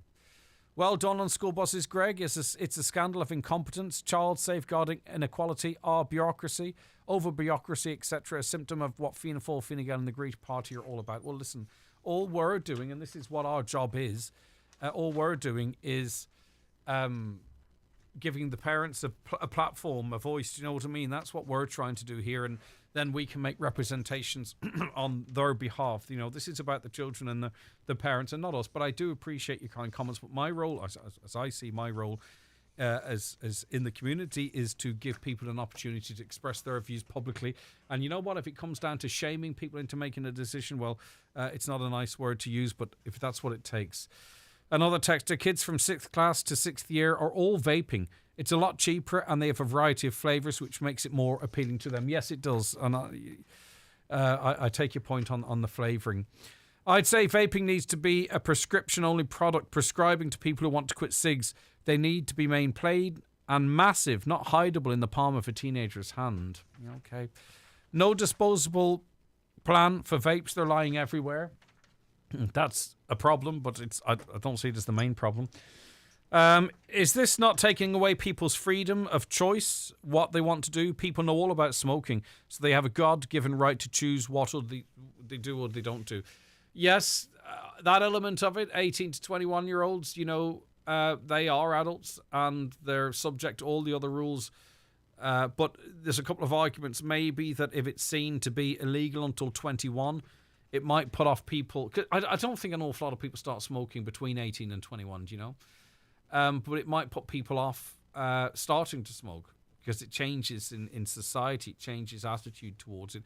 Also, it's probably a case that maybe quite a few 18, 19, 20-year-olds are buying smoking products for teenagers. Maybe they might be more inclined to be more sympathetic to teenagers in that regard. It could discourage that. I'm not saying it's happening on a whole scale or wide scale way, but it could be an element of it. A caller says a lot of pubs are putting live bands and music outdoors in smoking areas, so this certainly contributes to young people taking up smoking. Bridget, thank you. What is the advice on vapes? There seems to be a lot of people on the vape from the age of 13 upwards, including kids in school. No age limit on it, no information being given out. What is actually in them? Well, listen, I mean, what's in them is nicotine to begin with, right? And nicotine in and of itself is not harmful. It's an addictive substance. What is in them? It's a mixture of like oil and stuff, and what you do is this oily product, if you ever get it on your clothes, it's very hard to remove. You ignite it, really. You burn it at a really high temperature and it becomes a vape, and you inhale it deep into your lungs. And vapes haven't been around that long, so we don't really know what the situation is in 5, 10, 15, 20, 25 years' time. I mean, it took a long time for people to realise that smoking killed half of the people that smoked. We don't know that. Vaping is, for people who smoked, it's safer than smoking, right? But if you've never smoked, what's happening is young people are starting to vape. And then, as I say, once you get that rush of nicotine, once it's in your system, it's a very small step to smoking. You know, so that's the problem I would see with it. Loads more comments coming through on vaping, on the school bus situation, much more besides as well. You're raising your own issues. We're going to keep across all of those. But I don't want to... it was quite funny. Probably not funny, but I was sitting on the plane to London. When we went over to London we did that show over there, the London Vintage Show. And there was a woman sitting beside me, a regular listener to the show, and quite embarrassingly, I was asleep. I have this habit on planes of leaning forward with my head on the chair in front. But anyway, when I awoke, it turns out she was from Ardra, a lovely lady who was going over to a birthday party or something along those lines. And she gave out to me. She says, Greg, make sure you play the bingo numbers on time. Stop forgetting to play the bingo numbers. Now, it was tongue-in-cheek, but I got scolded on a plane on the tarmac in London, which I thought was quite cute. I liked it. All right, here are the bingo numbers. It's time for NCBI Bingo on Highland Radio. It's Tuesday, the 13th of September. You're playing on the brown sheet. The reference number is S2. It's game number 37. The numbers are 54, 62, 66, 13, 52, 90, 83, 68, 33, and finally 18. Phone your claim to 9104833 before 8 tonight, leaving your name, contact number and the name of the shop where you purchased your book, and we'll call you back the next working day. Get all your NCBI bingo information at highlandradio.com. Sheridan Security, now introducing zero-wire smart alarm systems. Zero wire, zero mess, and a real peace of mind. With a simple press of a button, your alarm can be set or unset, or download the free app and control it from your phone. Call us today on 074 912 6025 and get your alarm from €299. Stay local, stay safe, and protect what you value most with Sheridan Security Systems. Teagasc will revisit the June reseeded plots this Tuesday, 13th of September at 6:30pm in Illister and Letterkenny. Buses will run from Ballyar Football Pitch, air code F92RY89. Topics will include results to date, crop establishment, drainage undertaken and management going forward. And all are welcome. Bachelor Boys multi-breed pedigree ram sale takes place this Friday night in Rafomart at 7pm. 100 top quality rams on offer, including Badgerface, Blue Texel, Charlet, Texel, Suffolks, Beltex, Dutch Spotted, Rouge, Blue-Faced Leicester and Border Leicester. That's this Friday at Rafomart. Let Joe McGee Butchers feed your family with their 5 for €20 deal. Choose from our fantastic deli range. Lasagnas, cottage pie, chicken curry and soups. Just a sample of our fine products all made in store only at Joe McGee Butchers, Letterkenny and Glencar shopping centres. Find us on Facebook and Instagram. Nutrius Winter Beef Feed offer, directly supported by the Arrivo Fodder Support Fund, is now available at your local Homeland store. Buy 10 bags of Nutrius Super Beef Gold ATP or Nutrius Max Maize Mix, get one free. The Nutrius Beef ATP pack enhances animal performance through maximising rumen efficiency. T's and C's apply. Contact your local Homeland or farm commercial specialist today. Visit nutrius.ie for full product details. Is your Skoda a little older? Pre-loved, perhaps? What adventures, I wonder, did it have in the past? Another family, another life, bright city lights, or a quiet country existence seeing Ireland's best sights? We don't really need your car's story. With a Skoda service, you get a complete vehicle health check, genuine Skoda parts, and free roadside assistance for 12 months. Your local Skoda dealer is DMG Motors, Clare Road, Donegal Town. Telephone 074 97 21 396 or visit dmgmotors.ie. The Community Garda information slot is brought to you by Sheridan Security Systems, protecting what you value most. Call today and get your zero-wire alarm system from €299. Sheridan Security. 91 Okay, and you're welcome back to the 9 till noon show, and it's a very welcome back to this item to Garda Clare Rafferty, attached to the Milford Garda station. Been away with your feet up, is that it? I wish. Congratulations, by the way, on the addition to your family, and it's great to have you back as well. Okay, Claire, we'll start with some appeals and maybe begin with a burglary at Chapel Street in Stranorlar. Yeah, so we're appealing to witnesses. There was a burglary on Chapel Street, Stranorlar on Friday the 9th of September, shortly before 8 p.m. So we believe that 3 men wearing dark clothing with their faces covered up entered an apartment block at that location around 8 p.m. on Friday. They gained entry to an apartment which had been unlocked, and they smashed items within the apartment then, namely a TV, computer monitor, PC and a bathroom window.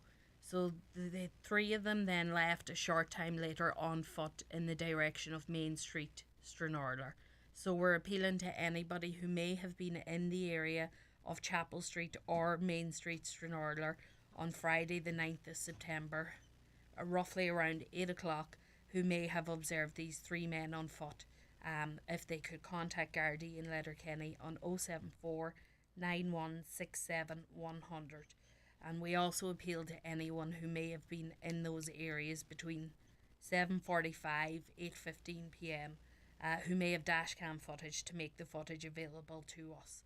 And the Garda Confidential line's also available as well on 1-800-666-111. Yeah, and it's not completely unusual for 3 people in dark clothing to be hanging around together, but it's enough there maybe might trigger a memory for someone around that area at that time. Yeah, there's not as many people wearing masks and covering their faces anymore, so maybe someone's seen 3 people with their faces covered or something like that. All right, it's another burglary, this time in Fawn. Yeah, so the Glebe area in Fawn, so Gardaí and Buncrana are investigating this one between Wednesday 6 p.m.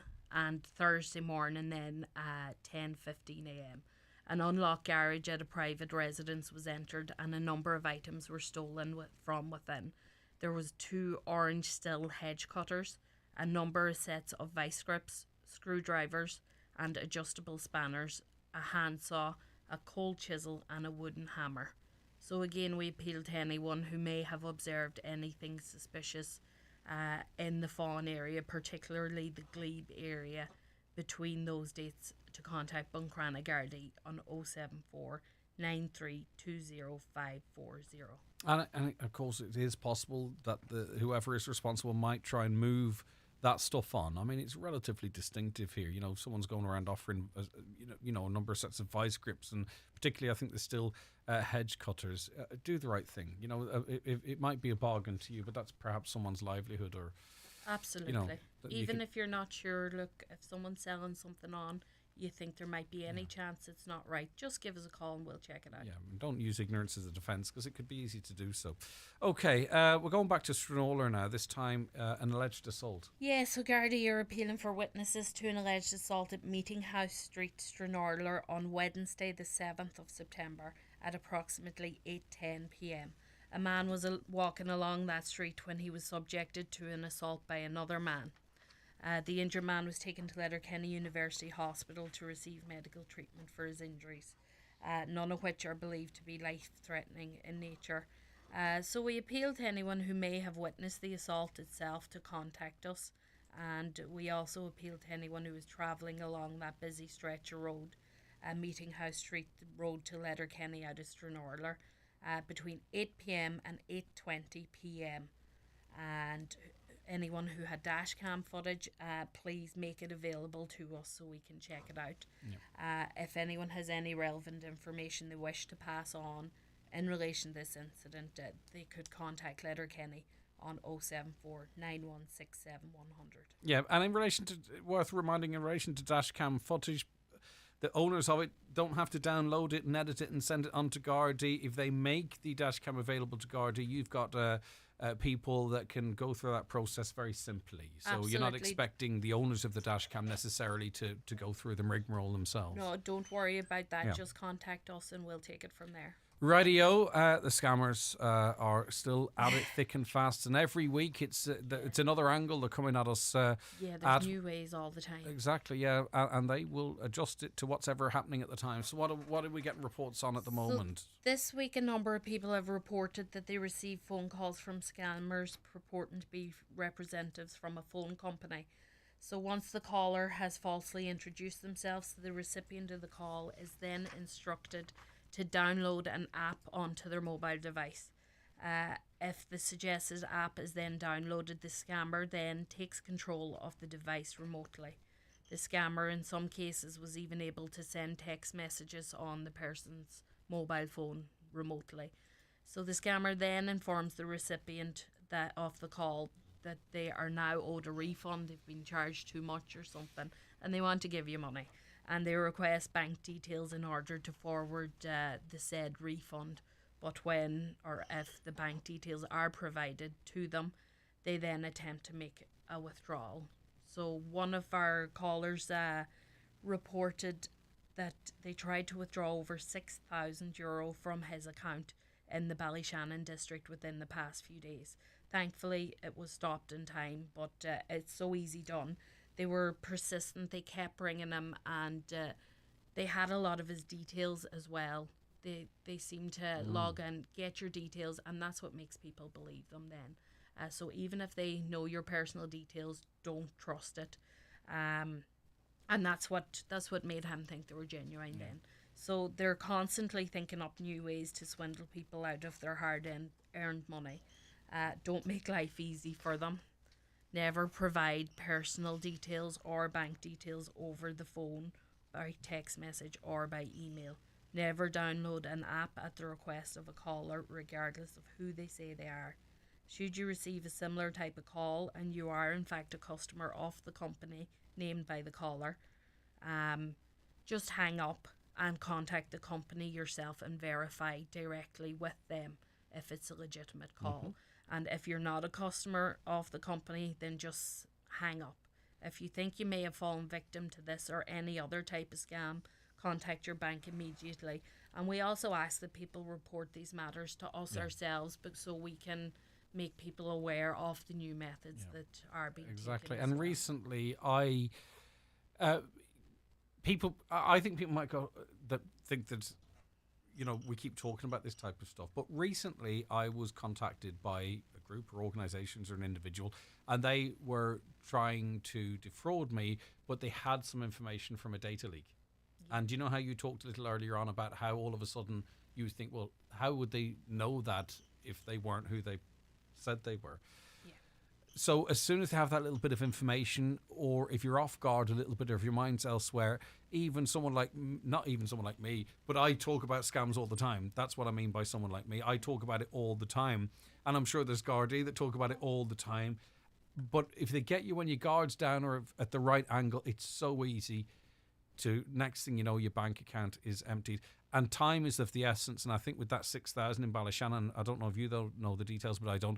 I would say they got on it very, very quickly, and that's maybe what saved them there. Yes, if you suspect anything, it's important to act quickly. And just make sure. Look, if anyone's ringing you, contacting you, trying to give you money, it's normally too good to be true. Yeah, but the problem is now they try and give you 30 quid. Before it was 50 billion. But you know what I mean? But that's how clever they've got, and that's not to give them any credit. Now, we, of course, do our best in terms of getting child safety seats and all that kind of stuff to make sure our precious little ones are safe. But how many of us know for sure that it's properly done? Because, they have some that they've got those clips that go into under your seat, but then some of them come with a strap. But the seats rotate, and how does that all work, and all this kind of stuff? You know what I mean? So it can get a bit complicated. The Check It Fits team are in hand. Oh yeah, they're really useful now because, like you say, it's hard to know if it is done right. So you're better off just to get it checked and make sure. So the Check It Fits team from the Road Safety Authority Ireland are back in Donegal this month. It's a fantastic expert-led service, and it's free of charge. And you will leave it feeling reassured that your child is adequately protected in the event of a collision. It only takes 10 to 15 minutes, and we encourage people to avail of the opportunity to attend. All right. So they're in 4 different locations. I'll just give you the details of them now. So the first one is Kavanagh's Super Value in Buncrana on Monday the 19th of September, and then Letterkenny Retail Park on Tuesday the 20th of September, Kavanagh's Super Value Balbafay on Wednesday September 21st, and at Kavanagh's Super Value Donegal Town on Thursday September 22nd. So the team will be at each location on those days between 10 a.m. and 5:30 p.m. And if you want any more information on it, there's a useful website there as well. It's www.checkitfits.ie. Yep. And they're not there to judge us, they're there to check it fits. You know what I mean? That's what their role is. It's okay. best to be safe. Can't believe it's almost time for the Donegal Garda Youth Awards ceremony again. Yeah, they're coming around again on Friday, September 23rd. It's at the council chambers in Lifford. So this is basically where we recognise the good work done by the youth in the community. The overall winners will be announced at the event. Each young person who has been nominated will have received correspondence in relation to the event by now. Should anyone have any queries in relation to the event, they may contact Garda Grania Doherty at Letterkenny Garda Station on 074 916 7100, or she can be emailed as well. It's grania.b.doherty@garda.ie. We look forward to meeting all the young people with their families there, and also the people who nominated them. Great. Celebrate young people. So many of them do great stuff. Right, okay. We were asked during the week about drive-offs from fuel stations. The caller asked a staff responsible for payment if someone drives away. I'm not sure that's a Garda matter. I think that's a matter between the company and the employee and employer law. But what I think really is a Garda matter is in terms of can people be arrested for the non-payment of fuel? I presume there's a process to be gone through, because we can accidentally, I've not done it. I don't think I did actually. I did it once. We can accidentally drive off. I've done it myself once before too. Yeah. Look, it is something that's very common, but there's only one person responsible for paying for fuel, and that's the person who has got the fuel. As I say, it's so common. In some instances, it is a genuine mistake, and we try and find out whether it is. But unfortunately, there are those out there who deliberately leave the forecourt without paying for their fuel.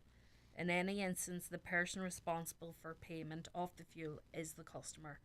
So should you fill your vehicle with fuel at a filling station and then leave without paying or try to avoid payment, then you are guilty of an offence under the Criminal Justice Theft and Frauds Offences Act 2001, and you can be arrested and prosecuted for this offence. If you've genuinely done it, just contact the petrol station straight away. But there is quite a number out there who aren't doing it genuinely. Yeah, and the Gardaí will figure that out on a case-by-case basis. You'll get the number plate, maybe ring them. Oh, I can't believe if they've forgotten to do it 6 times, I presume then the Gardaí know how to progress things from there. Exactly. Yeah, okay, I get you. Listen, it's been great having you back, Garda Claire Rafferty of the Milford Garda Station. Thank you so much for your time this morning. I really appreciate it. Thank you. Okay, that was the Community Garda item for this Tuesday. It's back with you after the 10 o'clock news next Tuesday, and it will be available for you to watch back on our Facebook pages and indeed the Garda Síochána Facebook page. We'll be back with more after the break. The Community Garda information slot is brought to you by Sheridan Security Systems, protecting what you value most. Call today and get your zero-wire alarm system from €299. Sheridan Security, 91-26025. The 9 till noon show is brought to you by Letterkenny Credit Union, offering low-rate car loans with fast approval. Apply online at letterkennycu.ie or in office today. At Ulster Bank, we are closing. And from the 8th of October, all customers whose accounts have passed the 6-month closure notice period will no longer be able to use their accounts. For our customers receiving social welfare payments, like pensions, child benefit, carers or disability allowances, make sure your payments remain uninterrupted by switching your account now. Switch online in any branch or call our customer service team on 0818 210 260. Call costs may vary and calls from mobiles may not be free. Ulster Bank Ireland DAC is regulated by the Central Bank of Ireland. Brian McCormick Sports in Letterkenny are looking to sign some new team players to work part-time on Tuesdays and Wednesdays for a minimum of 16 hours per week. Also, part-time positions for third-level students are available on Fridays and Saturdays. Retail experience is not necessary, but would be an advantage. See Instagram or Facebook for details, or apply by email to office@bmcsports.ie. From golfing getaways to gourmet homestays, we all have different ideas on what we'd love to do when we retire. But one thing we can all agree on is that we'd love to pay less tax. At Bank of Ireland, we're all about your financial well-being. A pension is a great way to make your retirement lifestyle achievable while also reducing your tax bill. Now's the time to fund your future. Book a phone or virtual meeting today at bankofireland.com/pensions. Bank of Ireland. Begin. Revenue limits, terms and conditions apply. Bank of Ireland is the tied agent of New Ireland Assurance Company plc, trading as Bank of Ireland Life for life assurance and pensions business. Members of Bank of Ireland Group. Bank of Ireland trading as Bank of Ireland Insurance and Investments is regulated by the Central Bank of Ireland. At GMG Stone, we have special end of season offers on decorative stone, garden paving, slabs and artificial grass. Treat your garden to a final makeover this summer. Call into GMG Stone beside Donaghy Motorhomes on the Port Road. But hurry, offers only while stocks last. GMG Stone, just what your garden needs. Farmers, you're built different. One step after the other, you don't see the rewards for months or years. That's life on the farm. Or you could say, that's life in rehab. When you're learning to walk after a machinery injury, one step after the other, you don't see the rewards for months or years. Just because you've the strength to see you through rehab, it doesn't mean you should have to. Farmers, always take care around machinery. From the Health and Safety Authority, visit hsa.ie/farm safety. Thinking of changing your floors? Why not see what Fluorid Letterkenny has to offer? Fluorid have a large selection of solid, semi-solid and laminate click vinyl wood flooring, together with a fantastic choice of parquet, herringbone flooring, all at incredible value. Don't delay. Call Fluorid today on 087 161 7008. Now, you're very welcome back to the programme, and we have a real treat for you right now, but a real treat coming up for you on Sunday the 2nd of October in the Millennium Forum, Derry, because Belinda Davids is back in Ireland, or coming to Ireland, should I say, at a number of venues: Killarney, Limerick, as I mentioned, Derry, in the Cork Opera House in Vicar Street in Dublin, and I'm genuinely delighted to welcome Belinda onto the programme. Belinda, a very good morning to you. How are you keeping today? Good morning, Derry. I'm okay. I've been busy, and I'm finally. I think I'll be home for a few minutes, but good nonetheless. Yeah, it's good to be busy because it's a sign of how much the audience is loving you too, I presume, Belinda. You are bringing your show, The Greatest Love of All, a tribute to Whitney Houston, to Ireland. Talk to me about your coming to, I suppose you're a fan of Whitney first. Isn't that fair to say? Because when you were singing as Belinda Davids, you were incorporating Whitney songs into that act, weren't you?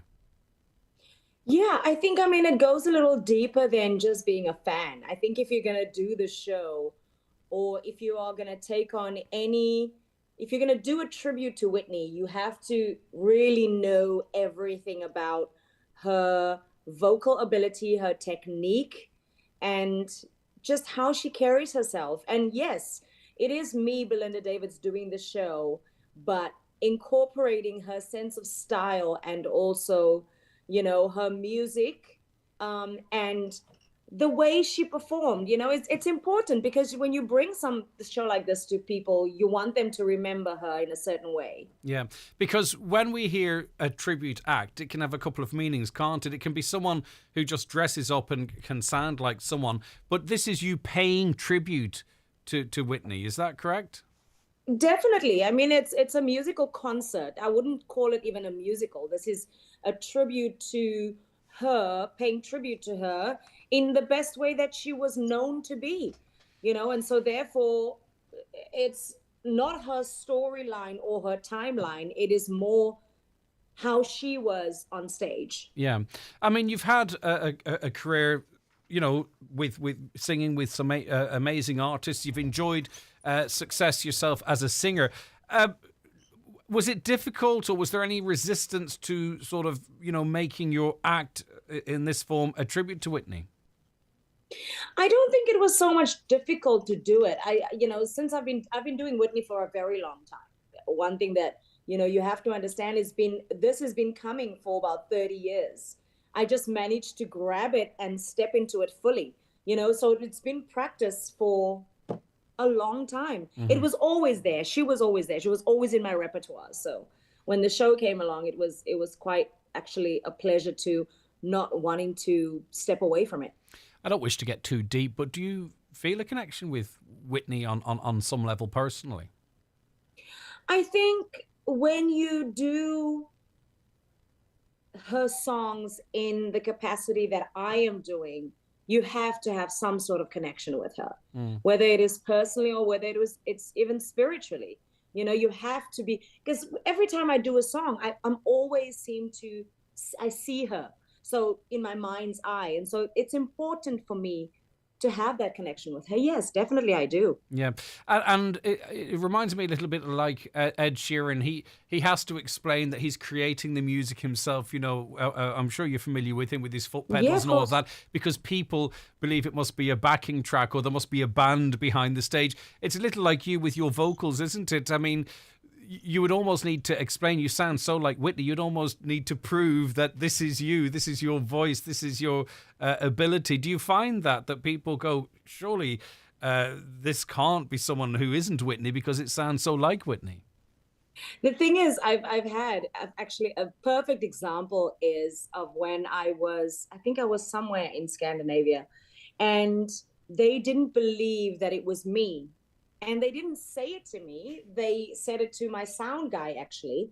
They said it to my sound engineer. They said, that can't be her. But there's one moment in the show where I'm doing Saving All My Love for You.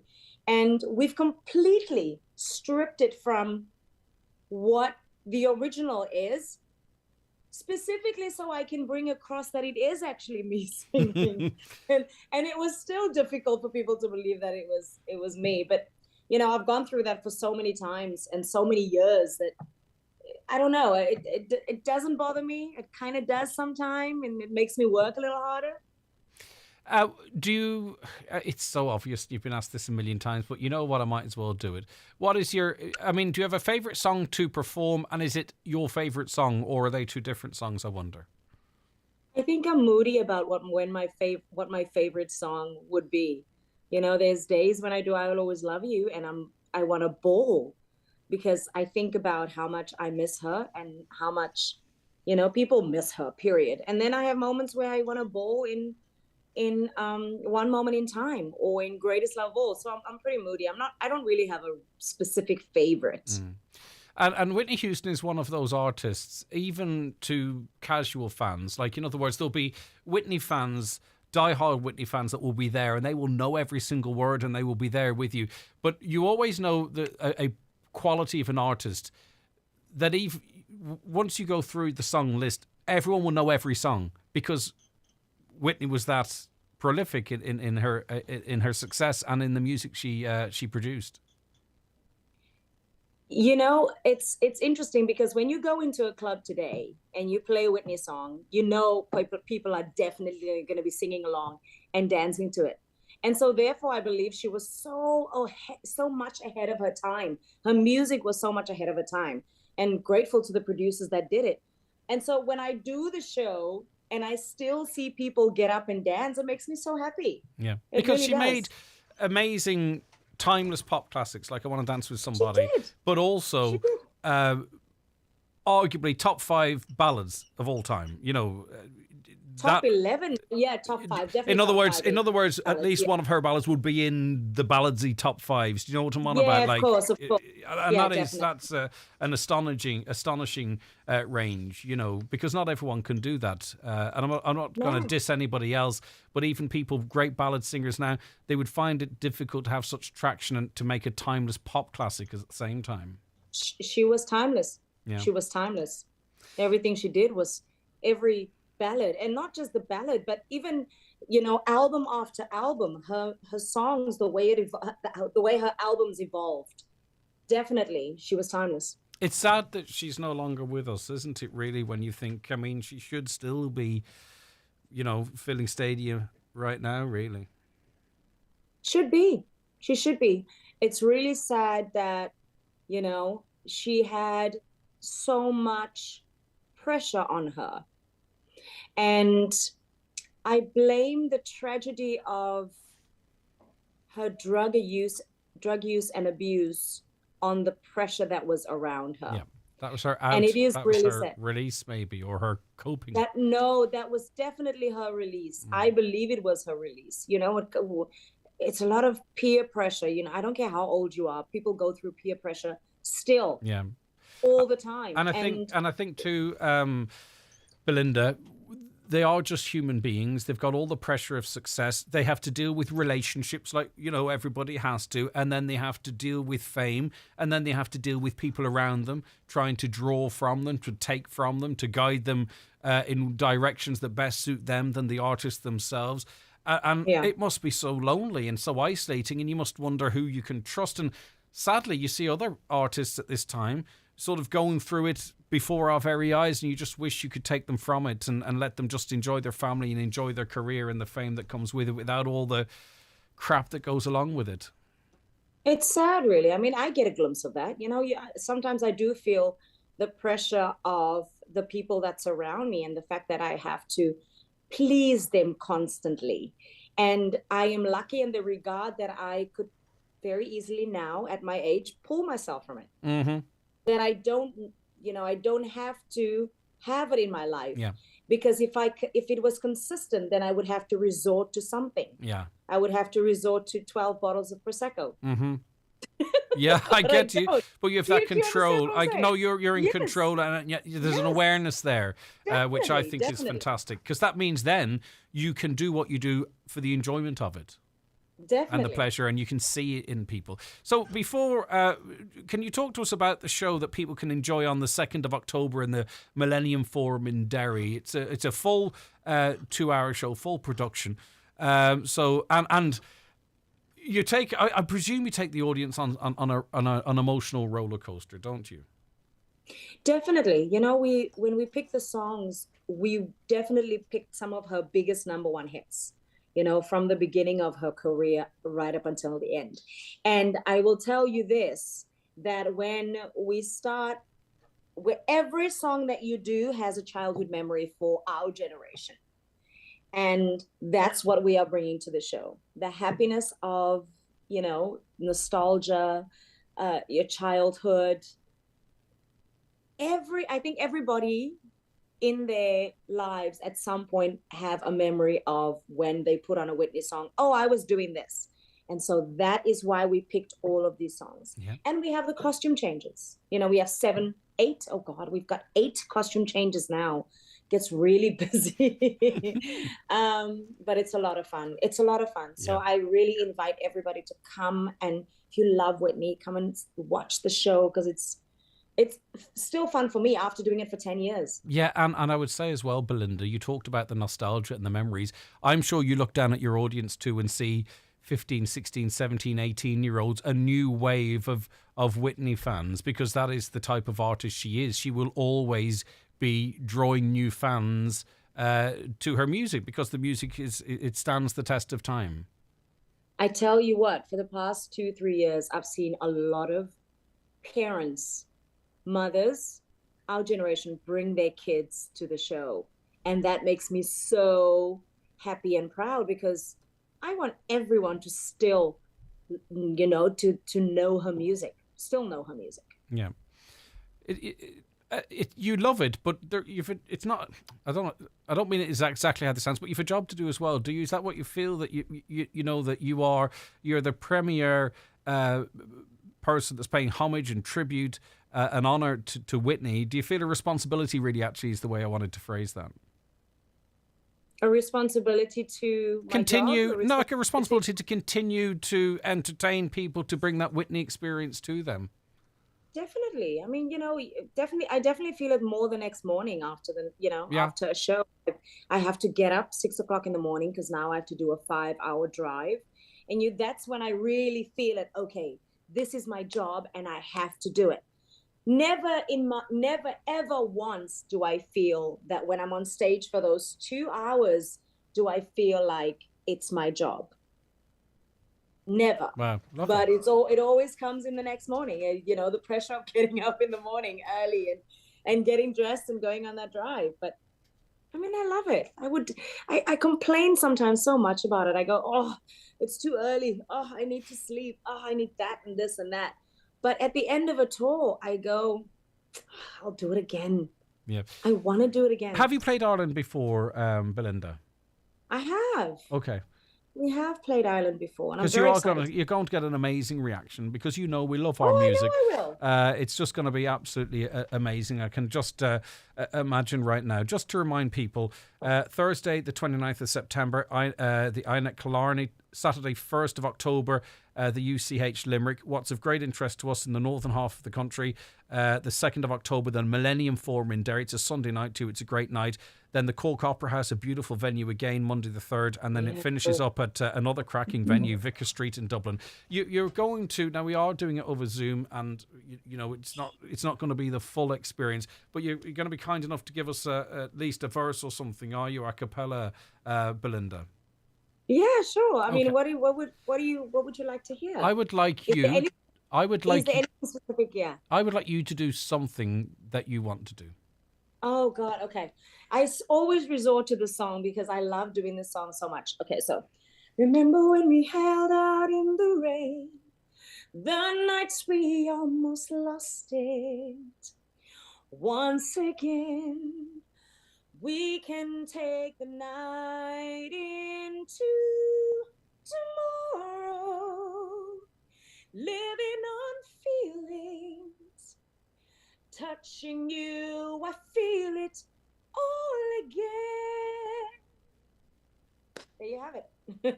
Wow, yeah, it's there. Brilliant stuff, and that's over Zoom. Belinda, listen, can't wait to have you over in Ireland. Thanks so much for joining us and being a good sport there and singing a wee bit for us. We really appreciate it. Have a lovely day. Thank you so much, Greg. Take care Thanks of for yourself. having me. Bye-bye. Thank you so very Bye-bye. much indeed. Okay, bye-bye. That is, and I think you would agree if you're a Whitney fan, Belinda Davids. She sounds just like her. She looks just like her as well, if those of you watching the show would perhaps attest. Rightio. Let us take a break. We'll be back with more in the 9 till noon show after these. The 9 till noon show is brought to you by Letterkenny Credit Union. Digital loans now available. Apply online or via our app today and get your loan transferred directly to your current account. Book a private VIP screening at Century Cinemas. Perfect for celebrating birthdays and special occasions. Featuring a private VIP screening with luxury reclining seating, delicious popcorn and a brilliant choice of movies. For further information on our VIP packages, call Century Complex Letterkenny on 07491 21976 or visit centurycinemas.ie. There's only one thing as good as a TUI holiday, and that's looking forward to one. So get next summer sorted and secure your TUI holiday today. Choose beach, lakes and cruise breaks across a wide range of destinations, including Mexico direct from Dublin, plus all your favourites like holiday villages, Splash World resorts and our own TUI Blue hotels. Secure now with thousands of free child places and a low booking deposit of €25 per person. That's next summer's holiday sorted. TUI. Live happy. T's and C's apply. Patterson's The Hall Lifford, one of Ireland's largest kitchen and interior showrooms. Open Monday to Saturday, 9 a.m. to 5:30 p.m. Kitchens, beds, mattresses and furniture all under one roof. 50% off our ex-display kitchens. Everything you need to make a house a home. At Patterson's Kitchens and Interiors, The Hall Lifford.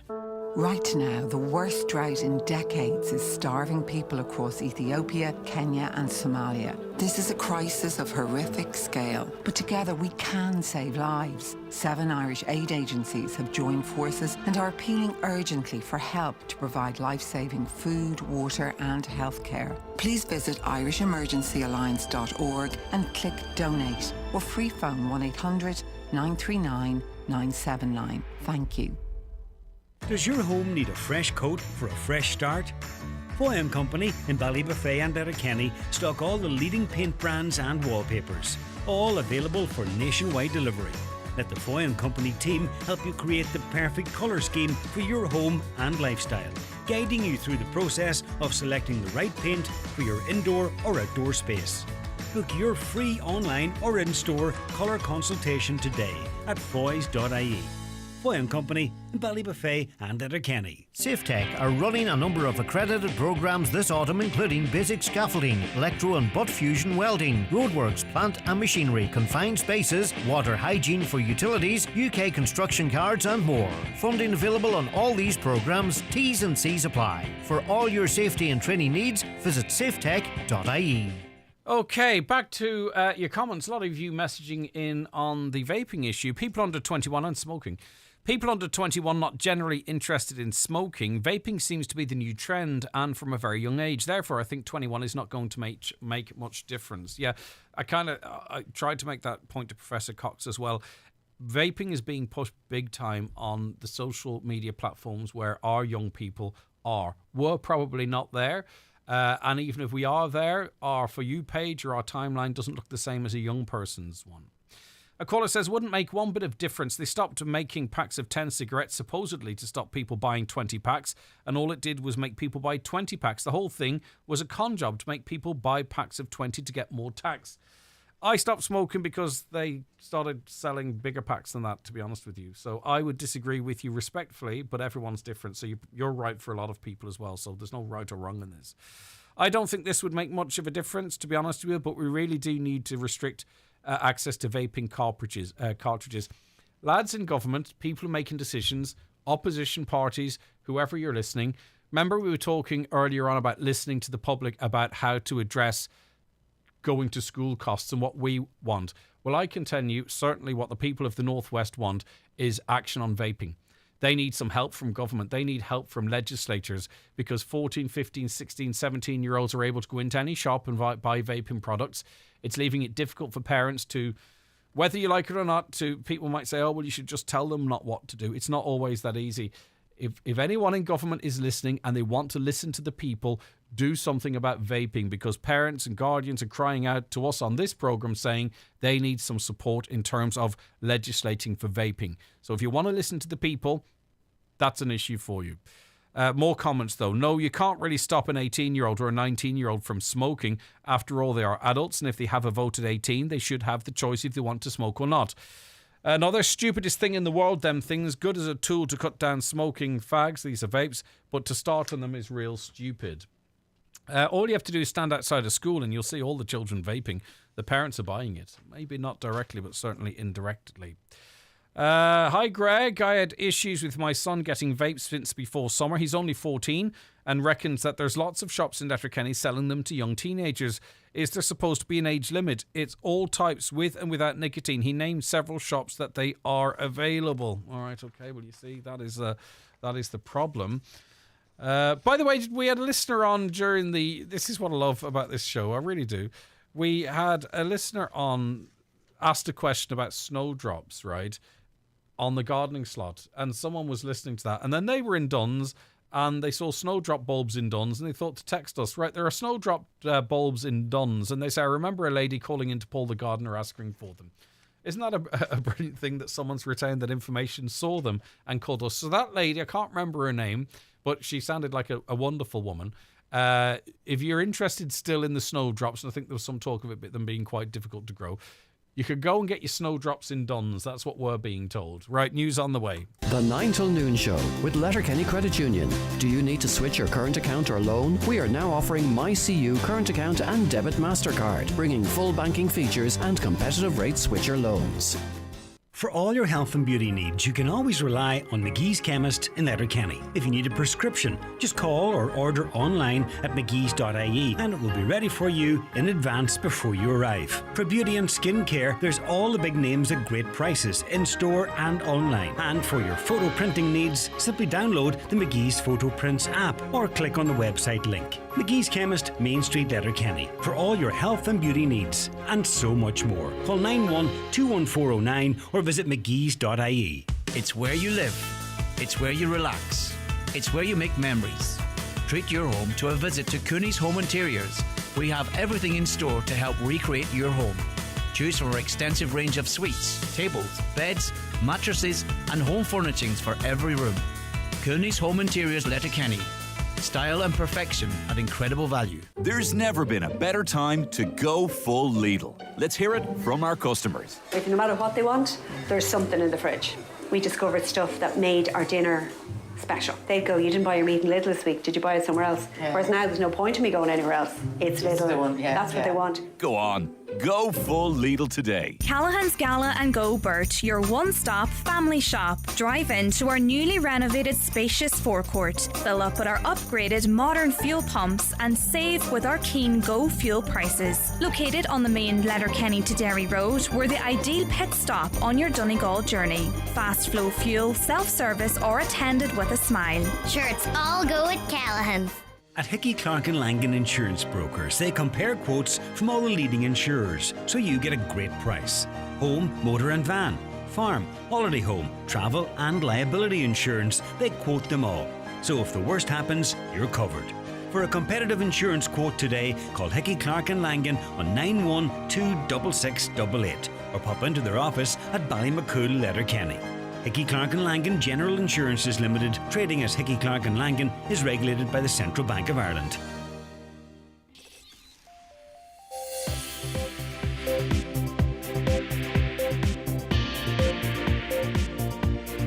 We are live across the Northwest on air, across the world online, and available for you to watch wherever you are on our website, highlandradio.com. Just click watch live or go straight to our YouTube or Facebook channels. All right, it is the 9 till noon show. We are going to have another hour of information and entertainment for you. But first, let's get a news update. And good morning once again, Michaela Clark. Thanks, Greg. Good morning. The Taoiseach and Taoiseach appear to be at odds over waiving school transport fees. It's reported Leo Varadkar told his party it was a mistake to have free school transport, saying some fee should have been maintained to stop the service becoming oversubscribed. But Taoiseach Micheál Martin says waiving the cost of school bus transport is a good idea. Well, the principal of Carndonagh Community School, John McGuinness, told today's 9 till noon show that on announcing free school transport, the government should have ensured there was enough capacity for all children. It's emerged that a scammer attempted to withdraw over €6,000 from a person's bank account in the Ballyshannon area in recent days. The perpetrator was able to confirm the victim's correct name and address, which led them to believe it was a genuine call. On this occasion, the withdrawal was stopped in time. The funeral of the two children who died in a car fire in Multifarnham, County Westmeath, is taking place on Thursday. It's taking place in St Mel's Cathedral in Longford Town at 11 a.m. 5-year-old Thelma Dennehy and her 2-year-old brother Mikey lost their lives last Friday afternoon when their car became engulfed in flames. A man has been hospitalised after being assaulted in Stranorlar. The man was walking along Meeting House Street on Wednesday night last at around 8:10 when he was set upon by another man. Gardaí say the injuries sustained are believed to be non-life-threatening. Plans are in the offing to develop Donegal's first ever purpose-built child and family hub. The €3 million facility will be built on St Patrick's Park, Carndonagh, and will see the relocation of Carndonagh Football Club to a state-of-the-art facility in Carrick-Fodden. And Gardaí are appealing for information about 2 break-ins in Donegal, one involving damage to the contents of an apartment in the Twin Towns and another involving the theft of tools from the garage of a house in Inishowen. Those are the latest headlines. We'll be back with an update again at 12 noon. Michaela, thank you very much indeed. Okay, we're going to be talking about the rising costs to our fishing industry after we take this short break. The 9 till noon show with Letterkenny Credit Union. Do you need to switch your current account or loan? We are now offering MyCU current account and debit MasterCard, bringing full banking features and competitive rate switcher loans. The county's #1 talk show, the 9 till noon show on Highland Radio. Want unbeatable value from Sky? Here's the deal. Get Sky Broadband for just €29 a month, plus Sky Q for only €10 a month. Super fast, super reliable broadband. And Sky Q with your apps and recordings. That's Sky Broadband for €29 a month, plus Sky Q for €10 a month for 12 months. Now that is unbeatable value. Go to sky.ie. Availability subject to location. Offer does not include Sky TV subscription. New Sky customers only. Setup fees, minimum term and further terms apply. For more info, see sky.ie/speeds. Do you suffer from high cholesterol, menopause symptoms, digestive issues, anxiety, aches and pains, or a lack of energy?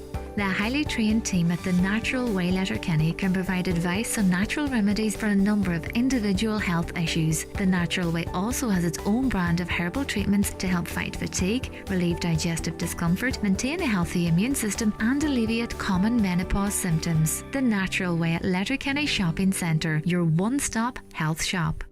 The Euro Millions jackpot is an estimated €145 million. Play responsibly, in-store, in-app or at lottery.ie. The National Lottery. It could be you. It's Aldi's best value back-to-school event ever with up to 45% off this week's Aldi Savers. Cassidy's share bag was $1.79, now 99 cent. Plain white napkins was $1.19, now 69 cent. Dairy Fine chocolate was $1.49, now 99 cent. Choco or Honey Hoops was $1.39, now 99 cent. Pasta sauces was $1.89, now $1.49. And spaghetti was 99 cent, now 69 cent. Aldi have savings after savings after savings. Just saying. GiveBlood.ie know we can count on you, our community of blood donors, to give blood and to choose to be there for others in their hour of need. Blood donors from Ballyshannon should attend the clinic in Coláiste Columkill Mercy Hall on Monday 12th of September, and donors from Donegal, Killybegs and Dunlow should attend the clinic in the Abbey Hotel in Donegal town from Tuesday 13th to Thursday 15th. Making an appointment is recommended, so call 1-800-731-137 to book your time. Visit giveblood.ie to see eligibility and clinic details. All right, Tom Byrne is a fisherman based in Killybegs. He's on the programme with us. Tony, I beg your pardon. Tony, good morning to you. Morning, Dave Greg. Thanks for joining us. Tony, of course, you know, you like all industries are facing challenges. You're already facing challenges, of course, in the fishing industry, but with the rising cost of doing business, and you can't help but feel sometimes that fishermen are always the poor relation. We're hearing about farmers and what can be done for farmers, hoteliers and what can be done for them, retailers and what can be done to keep retailers in business. But it's always the fishermen the fishers that have to be shouting to try and get some attention. Is that how it feels? Is that a reality or just my perception, Tony? No, your perception is correct, because history will tell you that's the way it's been this long time. We're last in the line for everything, and the fuel subsidy that we're looking for now is just another point in time. The fund for that is available in the EU. The government were told to apply for it, and it's free money for the ones of another word. And they haven't applied, and it's baffling to us in the fishing industry. It's baffling to all our POs, and the minister has been asked directly on more than one occasion, and he's never answered the question: why has Ireland not applied for a fund that's readily available to help through this difficult time?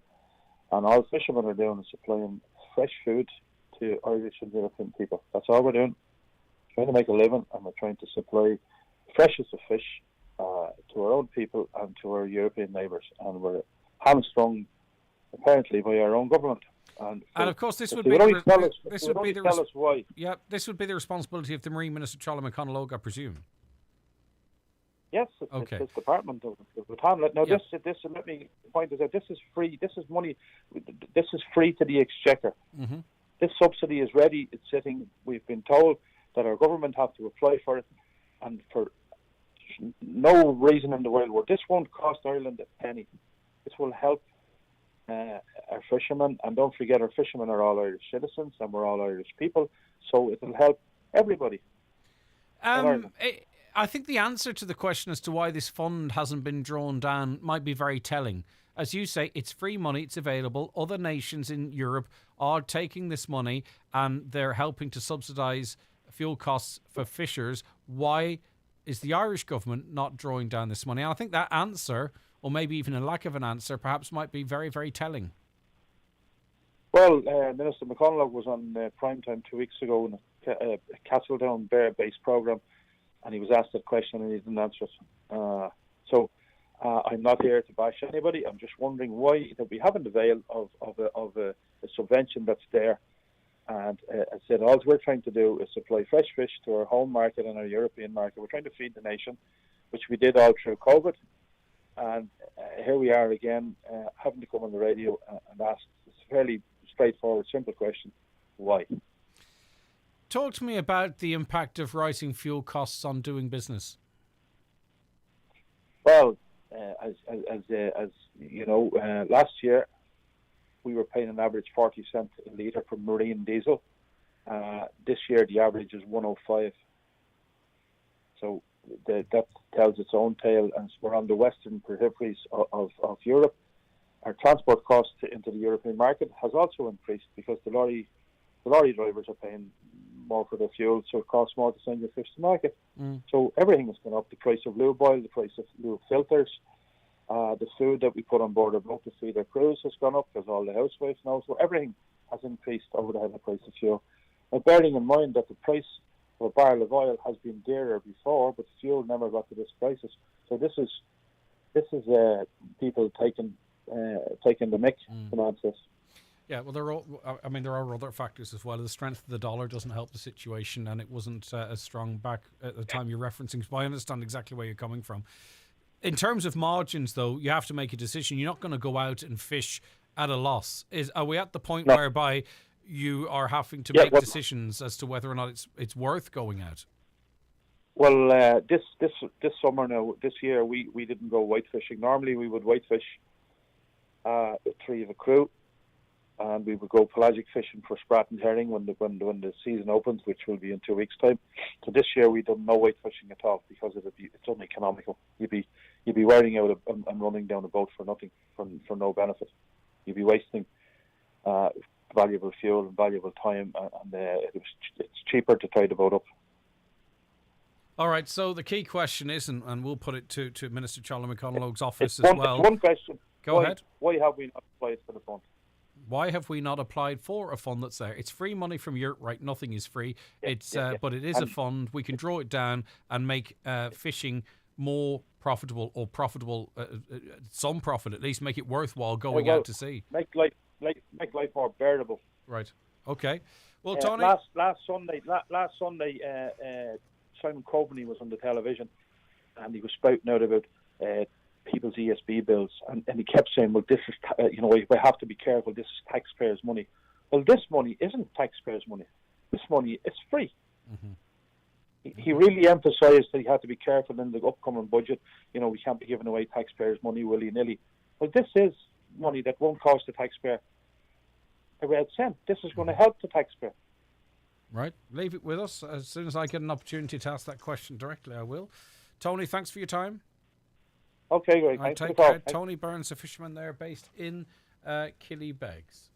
The 9 till noon show with Letterkenny Credit Union, now offering mortgages with life cover provided at no additional cost. Letterkenny Credit Union, 9102127. At Irish Life, we've been helping people make smart investments with their nest egg for over 80 years. For actual trusted advice, search irishlife.ie or contact your financial broker or advisor. We know Irish Life. We are Irish Life. Irish Life Financial Services is tied to Irish Life Assurance for life and pension products. Irish Life Assurance plc is regulated by the Central Bank of Ireland. Irish Life Financial Services Limited is regulated by the Central Bank of Ireland.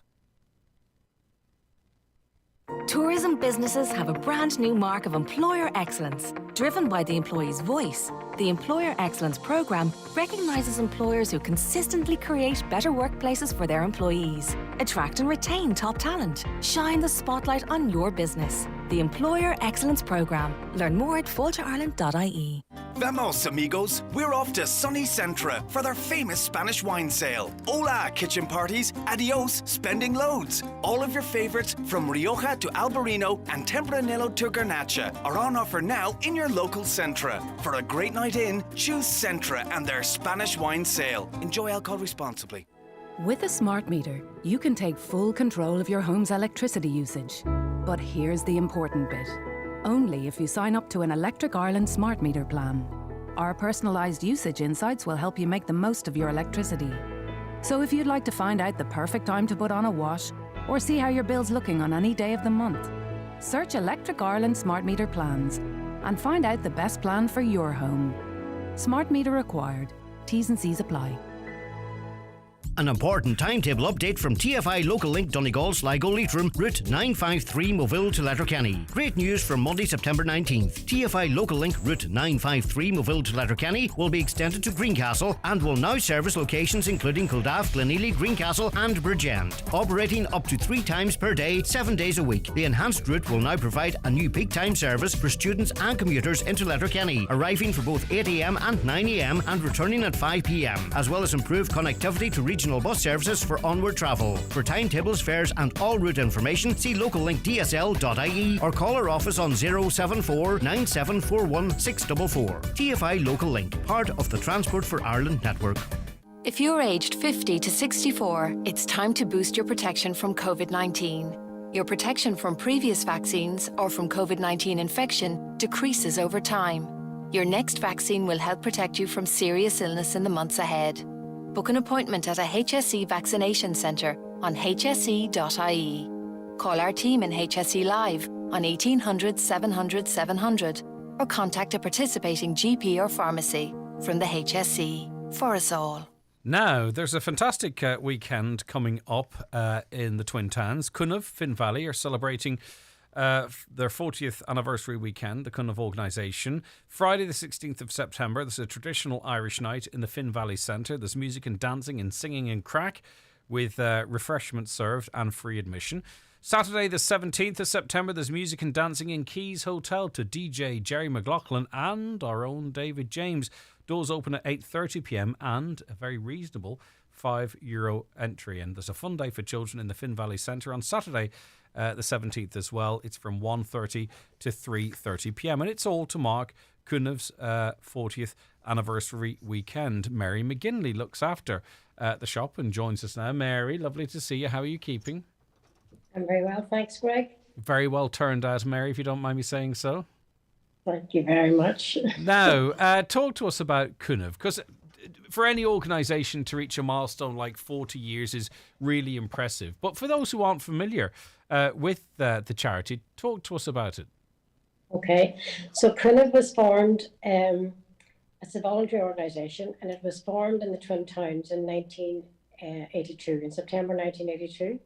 It was the brainchild of John Flanagan, and he started Cunniff to raise money for local emergencies for families who would find themselves in extreme emergency situations. Like, for example, people who would have maybe a tragedy, ill health, fire, or bereavement costs. So we would step in there and make a one-off payment to them. We would work along the same principles as St. Vincent de Paul. So we would work in the strictest confidence. Every application that comes in is put before the committee, and we decide what steps we're going to take and how we're going to sort the person out. All our committee are volunteers, and our charity, as you know, is a registered charity. And it is the type of intervention that's life-changing for people at often their most difficult time in their life. It really, and it's not trumpeted or on the front pages of newspapers, but those in the know that really significant assistance is given to people in the community really when they need it most, Mary. Yes, that's right, Greg. No one ever knows how much anyone ever gets, and we have paid out over €50,000 each year over the last 4 years. We are now discovering there's like a new poor out there, if we can call it that, where maybe both partners in the house are working, but finding it difficult to make ends meet. And sometimes the cooker might break down, or the fridge, or the washing machine, or maybe they might just need a fill of oil. So they would apply to us, and it would be considered, and we would help them out. And has it always been that way, Mary, or is it changing slightly? Because we talked of sort of the big, there would be quite expensive interventions, you know, in the case of a house fire or funeral costs or something along those lines. Are you finding that maybe there's more payouts now for lesser amounts, more sort of emergency interventions? Are things changing a little bit with the financial landscape in the country? Absolutely, yes. We see people coming to us now for smaller amounts. As I said earlier, for maybe even just a fill of oil, new cooker, whatever. But every application that comes in is looked at, and we help people. We always help people to some extent. Right, okay. Now, in terms of fundraising, because you're talking significant amounts, €200,000 over the last 4 years, which I'm sure has made a huge difference to many people's lives. But that money has to come from somewhere, Mary. So how do you go about raising these funds?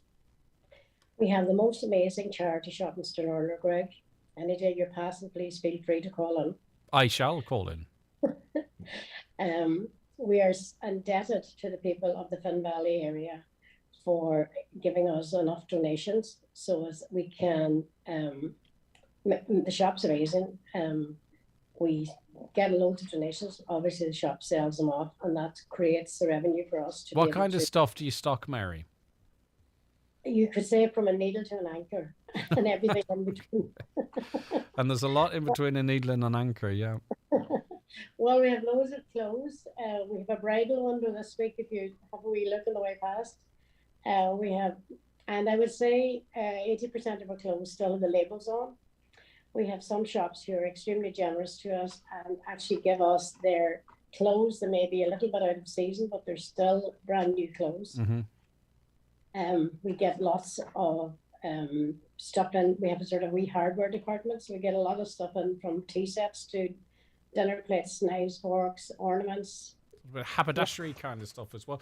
And you know that there's a brilliant thing has happened now, I think, Mary, too, with clothes that are bought from charity shops, because you obviously go through them and make sure they're of a certain quality. People now, and people even who are well resourced, you'll find if you meet them at a function or something, and someone comments on your outfit, they'll go, "Oh, I got this in my got this in my local charity shop." Do you know? I'm not sure. In the past, maybe if people might have said that, but now it's a badge of honor to get something lovely from your local charity shop, because firstly, you know you're saving money, of course, because you might get a little bit cheaper, but there's no shame in it. It's being seen as supporting the community, and you know there's a green element to it as well. It's lovely how things have changed like that, Mary. It's great, and we were honoured that Miss Donegal there in a recent competition bought all her clothes from the shop for the total sum of €20, and she went to the competition and won, and the clothes from Quilla. And our recent Marie from Donegal had bought all her clothes from Quilla, so we're very proud of the fact that we were able to supply those two ladies. Yeah, it's really impressive, and quality, obviously beautiful outfits, as both wore so well. Right, so I'm not sure when the idea for Cúnamh came about. That I suppose it's kind of one of those things. It's amazing it's lasted 40 years, but that's 40 years of people needing assistance, and it'll be another 40 years of people needing assistance. But be that as it may, it's an amazing milestone to reach, 40 years of helping people in the community, Mary. It is.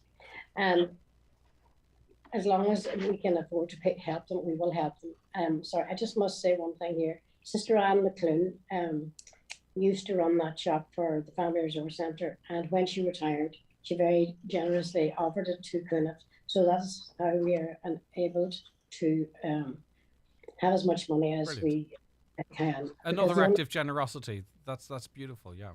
Yeah, and the only other source of income we have is we have a Churchgate collection one Sunday in December. But apart from that, everything does come from the shop. Right. Talk to me exactly where the shop is again, by the way, for people in and around the area that don't maybe quite know, or people travelling through it. And as you say, obviously you've got some beautiful stuff in there as has been worn by the two ladies you mentioned. So where are you actually located, Mary? And then we'll talk about the anniversary weekend then. So we're located on Main Street in Stirling, next door to Andy's Supermarket. We've just had a new facelift there, so you'll see us. We're a lovely grey shop. Oh, I know. And there's a bit of parking around there too, so no excuses. That's the parking. And of course, I couldn't mention the shop without mentioning our amazing staff on there. So we have Marie, the manager, and we have Bridie, Eileen, Sarah, and Colin. And we have a band of very good volunteers. So I couldn't not mention them. Of course, and you did well. Right, so Friday the 16th of September. And sorry, did you want to say something else, Mary, there? I was just going to say, if anyone would like to contact us if they needed help, we have an email, which is cunavhtwintimes@gmail.com, or they can email there and we will get back to them straight away. Brilliant. And it's CUNAMH, just for people who may not know how to spell it. So, right, let's talk about this weekend. There's something for everyone here, I think. The Fun Day for Children, that's at the Finn Valley Centre on Saturday, the 17th of September. And, you know, the weather forecast is great for the weekend, apparently, as well, which is brilliant, because that's the one thing, even with all your skill sets you can't organise. That runs from 1:30 p.m. to 3:30 p.m, so get along to that. Then before that, there's the Trad Irish Night in the Finn Valley Centre. Music, dancing, singing and crack for refreshment served, free admission. Would you be looking, if people have a few euro, for some donations on the night? Because it sounds like you're putting on a great night of entertainment, and, you know, this is a charity. Well, of course, we'll not refuse any donations, but what I would really like is if there are any musicians out there or singers that would like to come along on the night and take part. We would be delighted to see them, because this is how Cunniff started raising funds way back years ago. They used to have a Cunniff weekend in Snorler, and it was all traditional music. Lovely. So if anyone's out there, we'd be delighted to see them. Okay, so if you are a trad musician and you're free on Friday the 16th and you would like to do something to support this amazing charity, because sometimes we can give... we don't have money to give, but we can give other things like our time. So any musicians that would love to get involved in that, contact us, by the way, and we'll put you in contact with the team. And then on Saturday, the 17th of September, and this is going to be good fun, music and dancing in Keys Hotel. The acts are DJ Jerry McLaughlin and David James. Doors open at 8:30 and €5 entry. I mean, you're not looking to break anyone's banks for that night, Mary. No, we're not. We're just hoping to get a lot of people along. We want a big celebration again. So we thought €5 would just about cover our costs. Yeah, I think so. But listen, hopefully even more people turn out and you exceed your costs. So that's all coming up this weekend. For the outdoor stuff, there is lovely weather, we're being told. Don't shoot me if I'm wrong. On Friday night, traditional Irish night in the Finn Valley Centre. Any trad musicians out there that want to give a bit of their time to make that an even better night, contact us and we'll put you in contact with Mary and the team. And then on Saturday night, it's going to be a great night in the beautiful venue that's the Keys Hotel. DJ Jerry McLaughlin and David James performing. Where else would you be at this weekend, Mary? Oh, I think that'll be enough, Jer. If I get through that, I'll be doing all right. All right. Listen, well done for everything that you do, and the team, as you mentioned, it's a team effort. And the shop there beside Andy's, get in there, spend a few euro, and every penny you spend, you're raising money too for this great charity that does work very similar to that of St. Vincent de Paul. And if you can get along to any of those events, do, and make it a real weekend to remember. I'm sure the Finn Valley people will come out in big numbers, but no harm travelling in there as well for a great night out. Mary, listen, thank you for your time. Thank you, Greg. Did we touch on everything? I think so, yeah. Okay, Thank good you. stuff. Have a lovely day. See you soon. Thanks very Bye-bye. much. That is Mary McGinley there.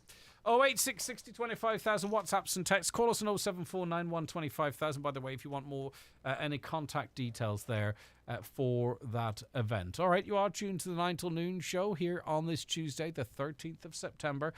Just over 30 minutes to go on the programme. Quite a bit to squeeze in. So let's take this quick break and we'll get on with it. The 9 till noon show is brought to you by Letterkenny Credit Union. Digital loans now available. Apply online or via our app today and get your loan transferred directly to your current account. Hear that? That's the sound of you saving. When you drive an electric vehicle, you're helping save our beautiful planet. And you're saving yourself not having to pay ever-increasing fuel prices. Find out more about what you could save at fasterevcharge.com. Save today and tomorrow. This project has been supported by the European Union's Interreg 5A programme. Fancy a lunch out today? Kelly's Diner in Letterkenny have a menu packed with great value selections, and there's also specials every day. Or enjoy a 3-course Sunday lunch from 12 to 3 for just $16.75. Take a seat for the best value lunch in town at Kelly's award-winning diner, Mountaintop, Letterkenny.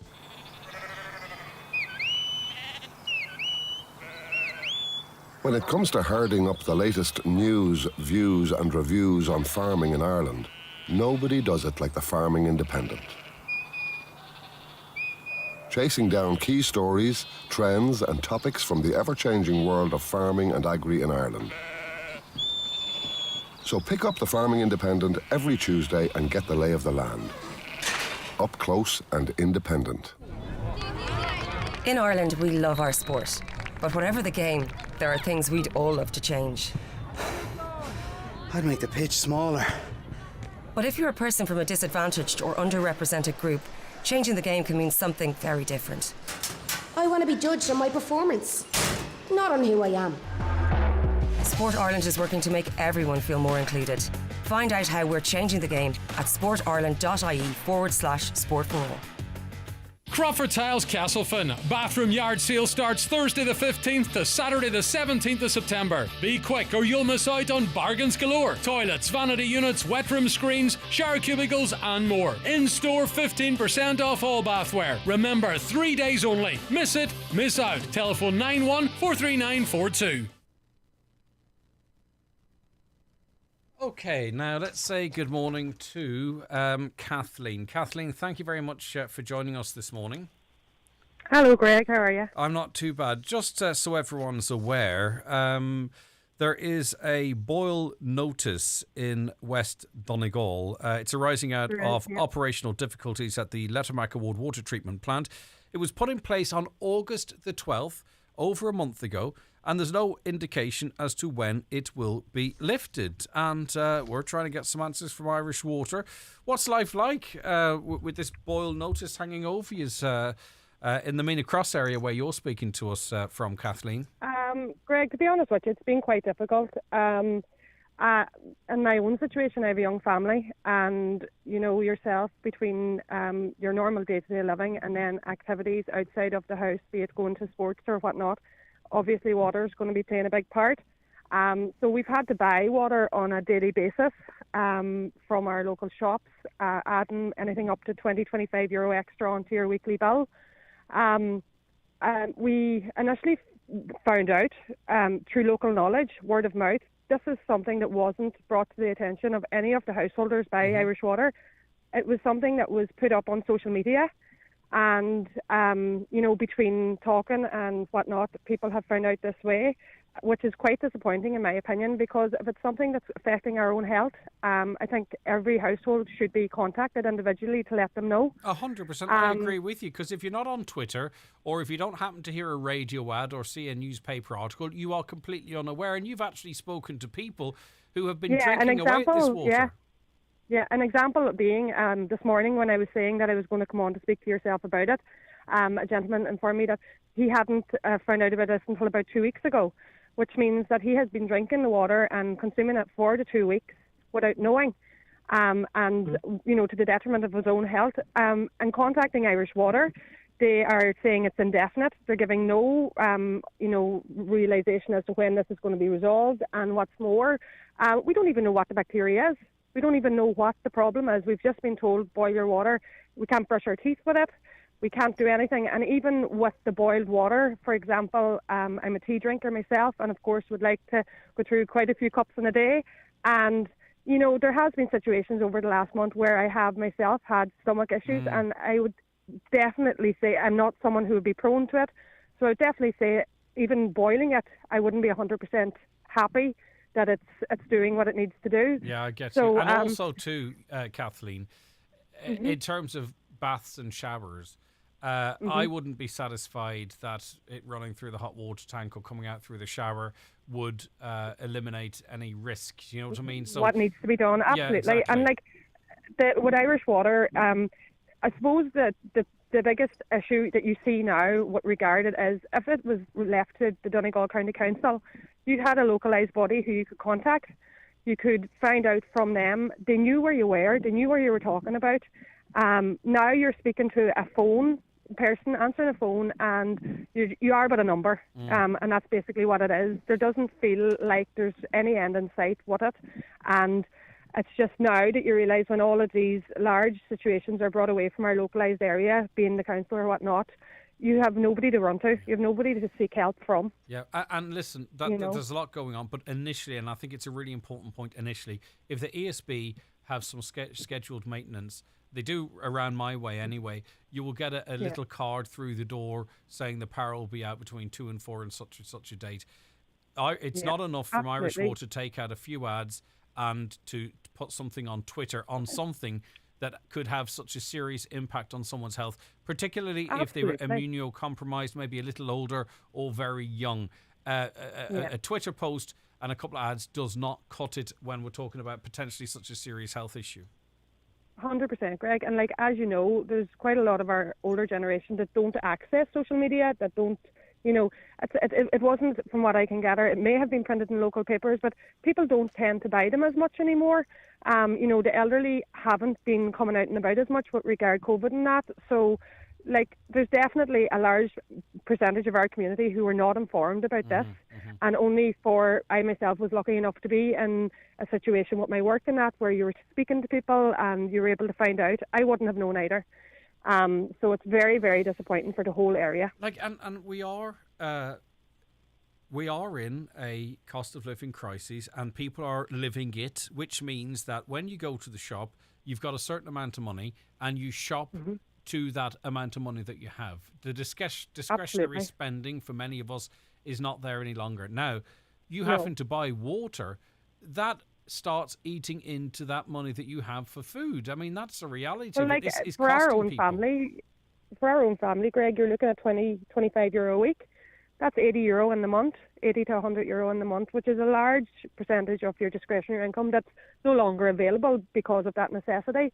And, you know, something as simple as where you would normally go to the shop and do your little shop and come home, and I know every house would be like myself at times where you go, oh, forgot to buy the milk.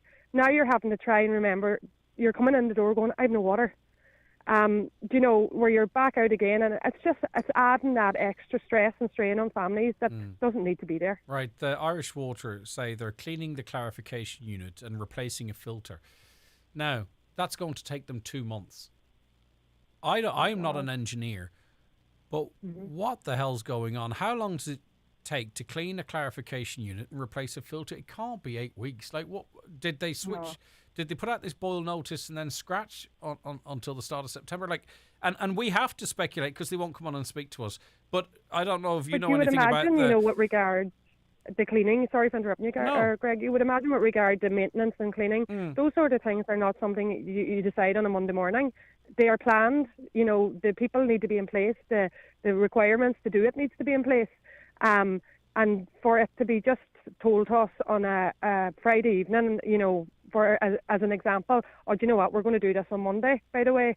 It's you know, I don't believe that is the case. I believe there's something more that has happened, or, you know, there's a bacteria that they're not telling us about. I don't know what it is, but we feel like the lack of information and the lack of clarity is just not good enough. And what about the poor people that are still drinking this water completely unaware that it's contaminated? It's frightening. It's absolutely frightening because, as you say, there's immunosuppressed people out there, and, you know, it can affect. I feel myself, I'm a healthy individual, and I feel it has affected me. So I can only imagine what it may be doing to these people unaware that this is what's causing the problem. I mean, particularly, I'm thinking of can you imagine if people don't know when they're washing baby stuff in it, or absolutely, or brushing your teeth. You know something as simple as brushing your teeth can create you to become unwell purely because of lack of information. It's hard to believe in 2023 that this is still ongoing. At least the communication element of it. It's bad enough that it could take 2 months to clear to do this work, and you know, I know people have been harassing Irish Water to try and get some sort of an explanation. What's in the water? I think it's a really decent question, especially when you've got stomach issues. If it's something that we can't consume, if it's something you cannot consume, what is the problem? You know, we are the people and the individuals who are actually in the situation where it's affecting us, and I feel it's information that we should be told.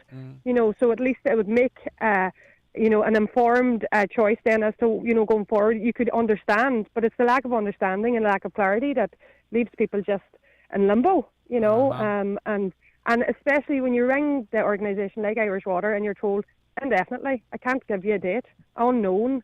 Like, you're like, you know, this is survival. You need water. It's that simple. Well, it is a human right, water, whatever about anything else. You know, this is something that entitled to have. I'd be embarrassed if I was in charge of this operation, leaving people in this situation, but there seems to be no accountability or no responsibility. Again, from what we can do, we'll continue to try and get an answer. I think at the very least, there's 3 things that need to go on here. Consumers, we're paying for this, need a clear explanation as to what is wrong with this water. B, we need to know how long work has actually been ongoing, or is it scheduled, or what the story is. You know what I mean? And an end date. Yeah. Those are 3 basic things that utility, they call us customers, that we deserve, and you, affected by it more directly, deserve to know. 3 basic things. Absolutely.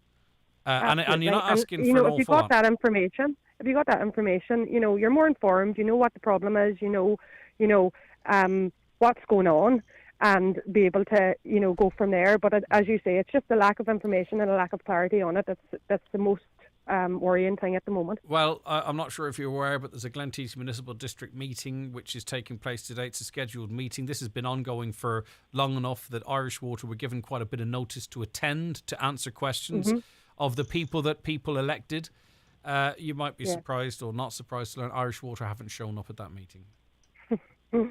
No surprise there. The local people can only, our representatives can only try for us. Yeah. But when these are making those type of decisions, they're just blatantly ignoring you and feeling, it makes us feel like we're just not important. Well, local, our health is not important. You're not important. Yeah. Your health is not important. Yeah. Your opinion is not important, and the request, the opinions and demands of councillors is not important. Because if they were important, Kathleen, there would be answers, and there would be Irish Water reps at that meeting. So the answer is it's not important.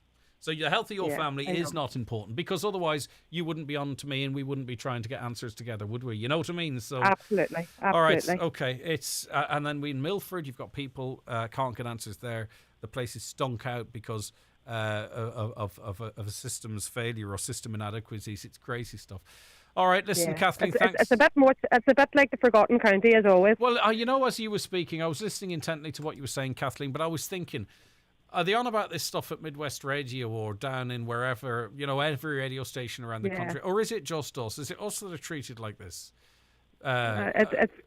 It often feels that way, Greg. When you're in these situations and you're in Donegal, you do feel at times, if it was in Dublin, if it was somewhere else like that, this would be sorted. Yeah, well, you wonder why we're different up here, and here's why, because this is how we're treated. Yeah, absolutely. Kathleen, I hope it's sorted soon. Thanks for Thank you so much, it so Greg. clearly to us. I really appreciate your time. No problem at all. Take care of Thank yourself. you. Bye-bye. Bye-bye. Staying with Irish Water. Can you help? Are you in the Portnew area?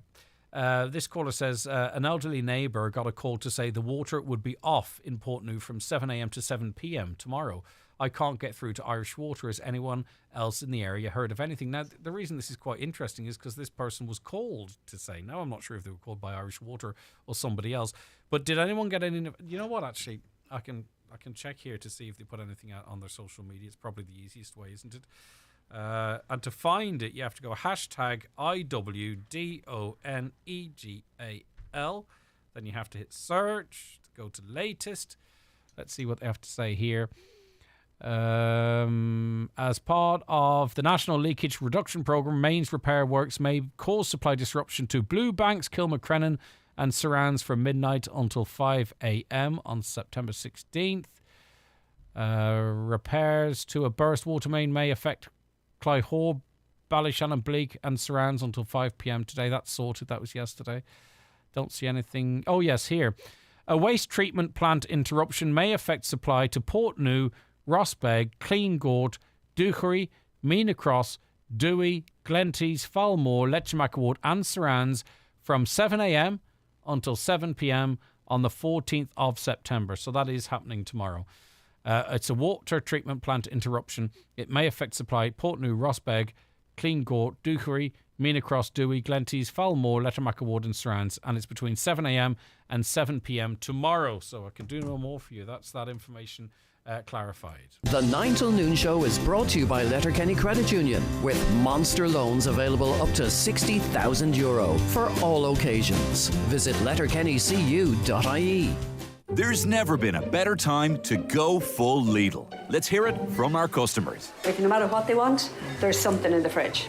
We discovered stuff that made our dinner special. They'd go, you didn't buy your meat in Lidl this week, did you buy it somewhere else? Yeah. Whereas now there's no point in me going anywhere else. It's Lidl. That's what they want. Go on. Go full Lidl today. Brian McCormick Sports in Letterkenny are looking to sign some new team players to work part-time on Tuesdays and Wednesdays for a minimum of 16 hours per week. Also, part-time positions for third-level students are available on Fridays and Saturdays. Retail experience is not necessary, but would be an advantage. See Instagram or Facebook for details, or apply by email to office@bmcsports.ie. Mega laptop sale now on at Curry's. Save €140 on the HP 14-inch laptop, now $329. Or get the HP touchscreen laptop, now $539. Save €120. And get a one-for-all gift card up to €150 when you buy selected laptops. Get in-store or online at currys.ie. T's and C's apply. Right now in your community, children and young people urgently need a loving and caring home. Due to the humanitarian crisis and the impact of COVID-19 on our communities, there is increasing demand for all types of foster care placements. TUSLA is looking for foster carers for short-term, long-term and emergency placements.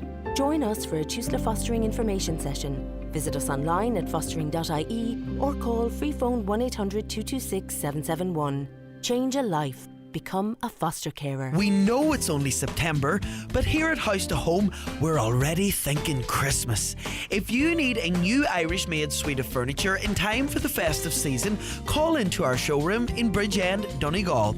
Our suites of furniture are handmade here in Ireland, and they usually take 8 to 10 weeks from ordering. So if you're looking to cozy up on a new sofa and enjoy some Christmas movies, then call into House to Home in Bridgend, Donegal. Okie doke. Sorry to be given out again, but I just want to go back to the health service, if that's okay with you guys out there, because the latest figures have been released as it relates to overcrowding at our northwest hospitals, and it's a situation that's worsening.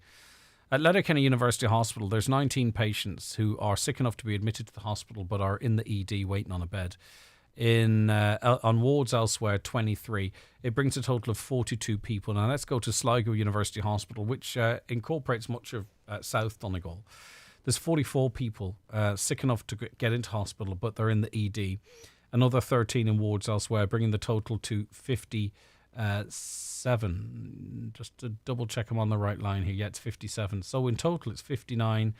99 people across the northwest today are waiting to be admitted to hospital, and I was contacted by someone, and this was their experience. I'll read what they had to say here. I had the misfortune of having to go to the ED on Wednesday. I've heard people talking about sitting out on chairs, but until I actually witnessed being there, I couldn't comment. But oh my God, what they are getting away with is unreal. People are in gowns, being sick, put out on chairs. I myself being one of them, I can speak up for myself and ask for a bit of privacy when being questioned about myself, a quite private question. But I witnessed older, quite deaf patients being asked private questions, sitting out with everyone around them. I did intervene in one case because it was so degrading and embarrassing for everyone. In this day and age, it's embarrassing and degrading for us to put up with this. Most of the nurses are doing their best, but I feel a little bit of dignity towards patients could be better.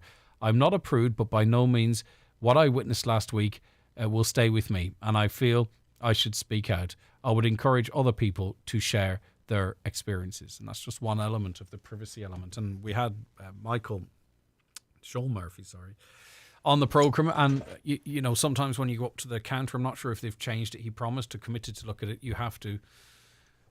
Feels like sometimes shout your information, your private information, as it relates to, you know, what you're there for, but also to, as this person who messaged me talked of, you know, and I think they did intervene actually and ask a doctor to give an older person a little bit of privacy. When it's packed down there, that's the kind of stuff that ends up happening. All right, vapes also being sold in sweet shops. Well, I mean, morally, if you own a sweet shop, what are you selling vapes for? You know, I mean, do we have to legislate for everything? If you own a sweet shop, what are you selling vapes for? You know, I'm sorry, I know it's business and business is tough and at the moment it's not legal, but you'd have to take a look at yourself, wouldn't you, and say, should I be doing this or shouldn't I? I don't want to make anyone angry, but anyway, it just does not seem a place for vapes. Certain shops willingly handing vapes out to children. It's ridiculous that this can happen. Another, Greg, isn't there over 18 packaging on vapes? I'm confused about it. If they can legally be sold to minors. I know that doesn't necessarily mean they won't be sold to minors, though. Well, you know what? They manufacture them for many markets. And I would say most places in this world right now at this point, you have to be over 18 to vape or buy a vape. And I would imagine they don't make a product that's specific to the Irish market. And they're just going to keep battering on for as long as they can before that cash cow is killed on them. So I imagine because it's over 18s, it's because of, well, that's the nicotine. But I presume other markets, the more strict, were not. I own a shop and I've noticed there are more people now using vapes than ever smoked. The age of them is definitely younger. And in many cases, it's mothers buying them for kids. Is that happening, though? I mean, I presume these vapes that we're talking of have nicotine in them. Are there parents buying vapes for kids? I mean, they're buying them because they've got a nicotine addiction. Our supplier has told us there is more nicotine in the vape than there ever was in a cigarette. Well, you see, there's a difference in how it's delivered into the system. You know, so comparing the nicotine content of a cigarette and the nicotine content of a vape is not quite as simple as saying, so it's very possible. Let me see. I want to get to... I have a lot of comments here. I think the Health and Safety Authority need to be all notified. This is as it relates to the bus issue. The bus problem is an accident waiting to happen. The thing is right, and we use the word accident, and I'm not pulling you up on the use of the word accident, but an accident is something like, right, I'm walking along and someone runs out of a doorway and we bang into each other. The person running out of the doorway probably didn't know I was going to be there and I didn't know. That's an accident, right? But when you are leaving children standing on the side of a road, okay, a dangerous junction, and you know that there is a potential for serious injury or death, I would suggest then that that's not an accident. You know what I mean? I think it's an incident waiting to happen, but people have been forewarned. Okay, right. Let's move on to our next item here. Because Buncrana has been selected to take part in a new mental health awareness initiative. We're joined by two guests, so we will be very shortly. We'll speak first to Damien Coyle, who is Jigsaw Services Manager. A very good morning to you, Damien. You're very welcome to the 9 till noon show here. Thank you, Greg. Right. Buncrana is one of only 3 towns in Ireland to take part in this unique project. It's called One Good Community. Can you tell us a little bit about it? Yeah, so Buncrana has been selected along with Ashburn in County Meath and in Bray in Wicklow, which is Jigsaw service areas. So the initiative is a build-on from a partnership with Legal. As you listeners are probably aware, Jigsaw have a partnership with Legal from 2018, and it's a build-on from such projects like One Good School, One Good Community. And the initiative is about recognising the work that's done in the community that supports young people's mental health on a daily basis from all our community leaders out there, all the businesses out there that support young people. So it's a real chance to, over a 5-week period, really kind of emphasise the importance of those community role models. I wonder why Buncrana was selected, because obviously, you know, there's got a crossover between the issues facing children wherever they are. I think there's a particular issue in Inishowen because a lot of young people are living in houses affected by defective blocks and that type of thing. Do you think that formed part of the decision-making process, or is it a coincidence? Really, it's our long-standing relationship with the Inishowen Development Partnership that put them in a position in terms of community leaders. Buncrana and the Inishowen Development Partnership were one of the core groups in making sure that Donegal had a Jigsaw service back in 2013. The work that's been done there, like, so in terms of a position, like, there's so many towns that we work with throughout our One Good School programs and stuff. So we wanted to kind of look at a community that we had, you know, real strong existing relationships with, that other towns might look upon this campaign and think, actually, coming to next year, we would like to put ourselves forward as One Good Community, maybe role model what is rolled out in Buncrana over the next 5 weeks into October, maybe join up with Buncrana for different campaigns in the future and stuff. So really, it was a hard kind of choice in selecting, but again, Inishowen Development Partnership and for a pilot program, we're in a great position to kind of lead out on this, Well, the data analysis and research officer with the Inishowen Development Partnership is Patricia Lee. Good morning, Patricia. Hiya, Greg. Good to see you again. Good to have you back on the show. Talk to me a little bit about this program, how it's set up, and who and how people will engage with it. Absolutely. It's a very exciting collaboration with Jigsaw. As Damien has said, we've been very much involved from the early stages of Jigsaw coming to County Donegal. And as a local development company, we focus on all of Inishowen, the whole of the Inishowen Peninsula. And there has been a lot of community activity in Buncrana, for example, Feel Good Fortnight, and a lot of focus on mental health across the community. And so we felt that as a community, Buncrana would be a very positive area to start with this initiative and this collaboration. So again, it's very exciting. It's going to happen throughout the month of October. And we feel very much as a local development company, it's about joining the dots and bringing all of the community players together. Yeah. Damien, it feels too like this is a program to tool up young people. Do you know what I mean? To sort of give them the equipment they may need to best manage their mental health. Yeah, really, it's everyone within that community, Greg, in terms of the parents and guardians that support young people to help better understand young people, for community leaders and volunteers who are working with young people on a daily basis. Again, builds their capacity to understand, listen to young people more.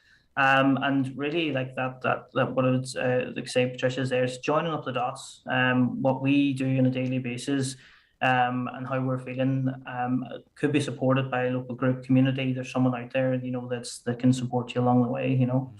So how? I'm not sure if you answered, Patricia, or if I asked, because my headphones were clicking a little bit there. How will you engage the young people over the course of the month of October?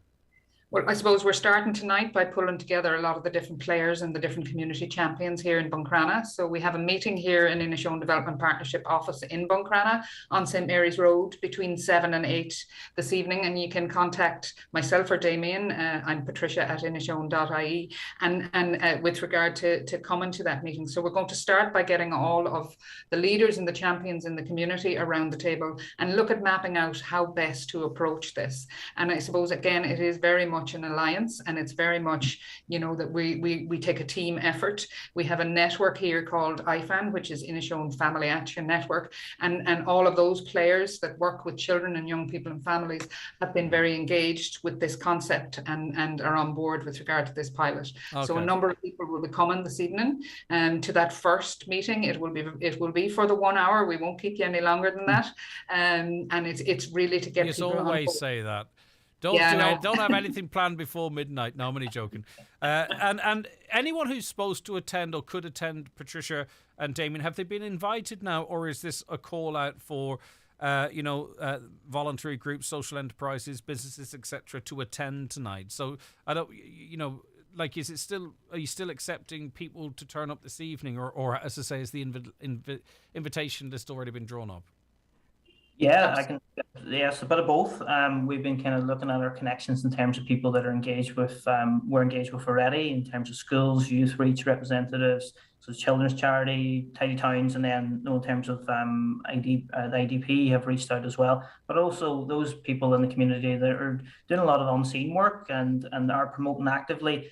We'd like them to come along, especially it's great to have our business partners and all, because it's really where young people live, play, and work. We want those people involved along the way. Yeah, and finally, Patricia, this is going to be really tailored, isn't it? I mean, obviously the base, the fundamentals are there, but tonight's an opportunity to tailor it specifically for the needs of those it's aimed at in the Buncrana area. Very much so. I mean, if you look at the first ever Inishowen Pride March that happened here in Buncrana and how the community wrapped around that whole focus on Pride Week and parade, and so that's what we want for young people, and to support them and wrap the community around their needs to ensure that we all have an eye out and that we all play a role with regard to supporting our young people. Damien and Patricia, both of you, thank you very much indeed. Lovely to have you on. Damien Cole, Jigsaw Services Manager, Patricia Lee there of the Inishowen Development Partnership. That meeting tonight in the Inishowen Development Partnership HQ, St. Mary's Road, Buncrana, 7 to 8 p.m. Have a great Tuesday, please, and rejoin us tomorrow morning at 9 on this programme. But stay tuned, because coming up after 12, it's John Breslin. He's around the Northwest. The 9th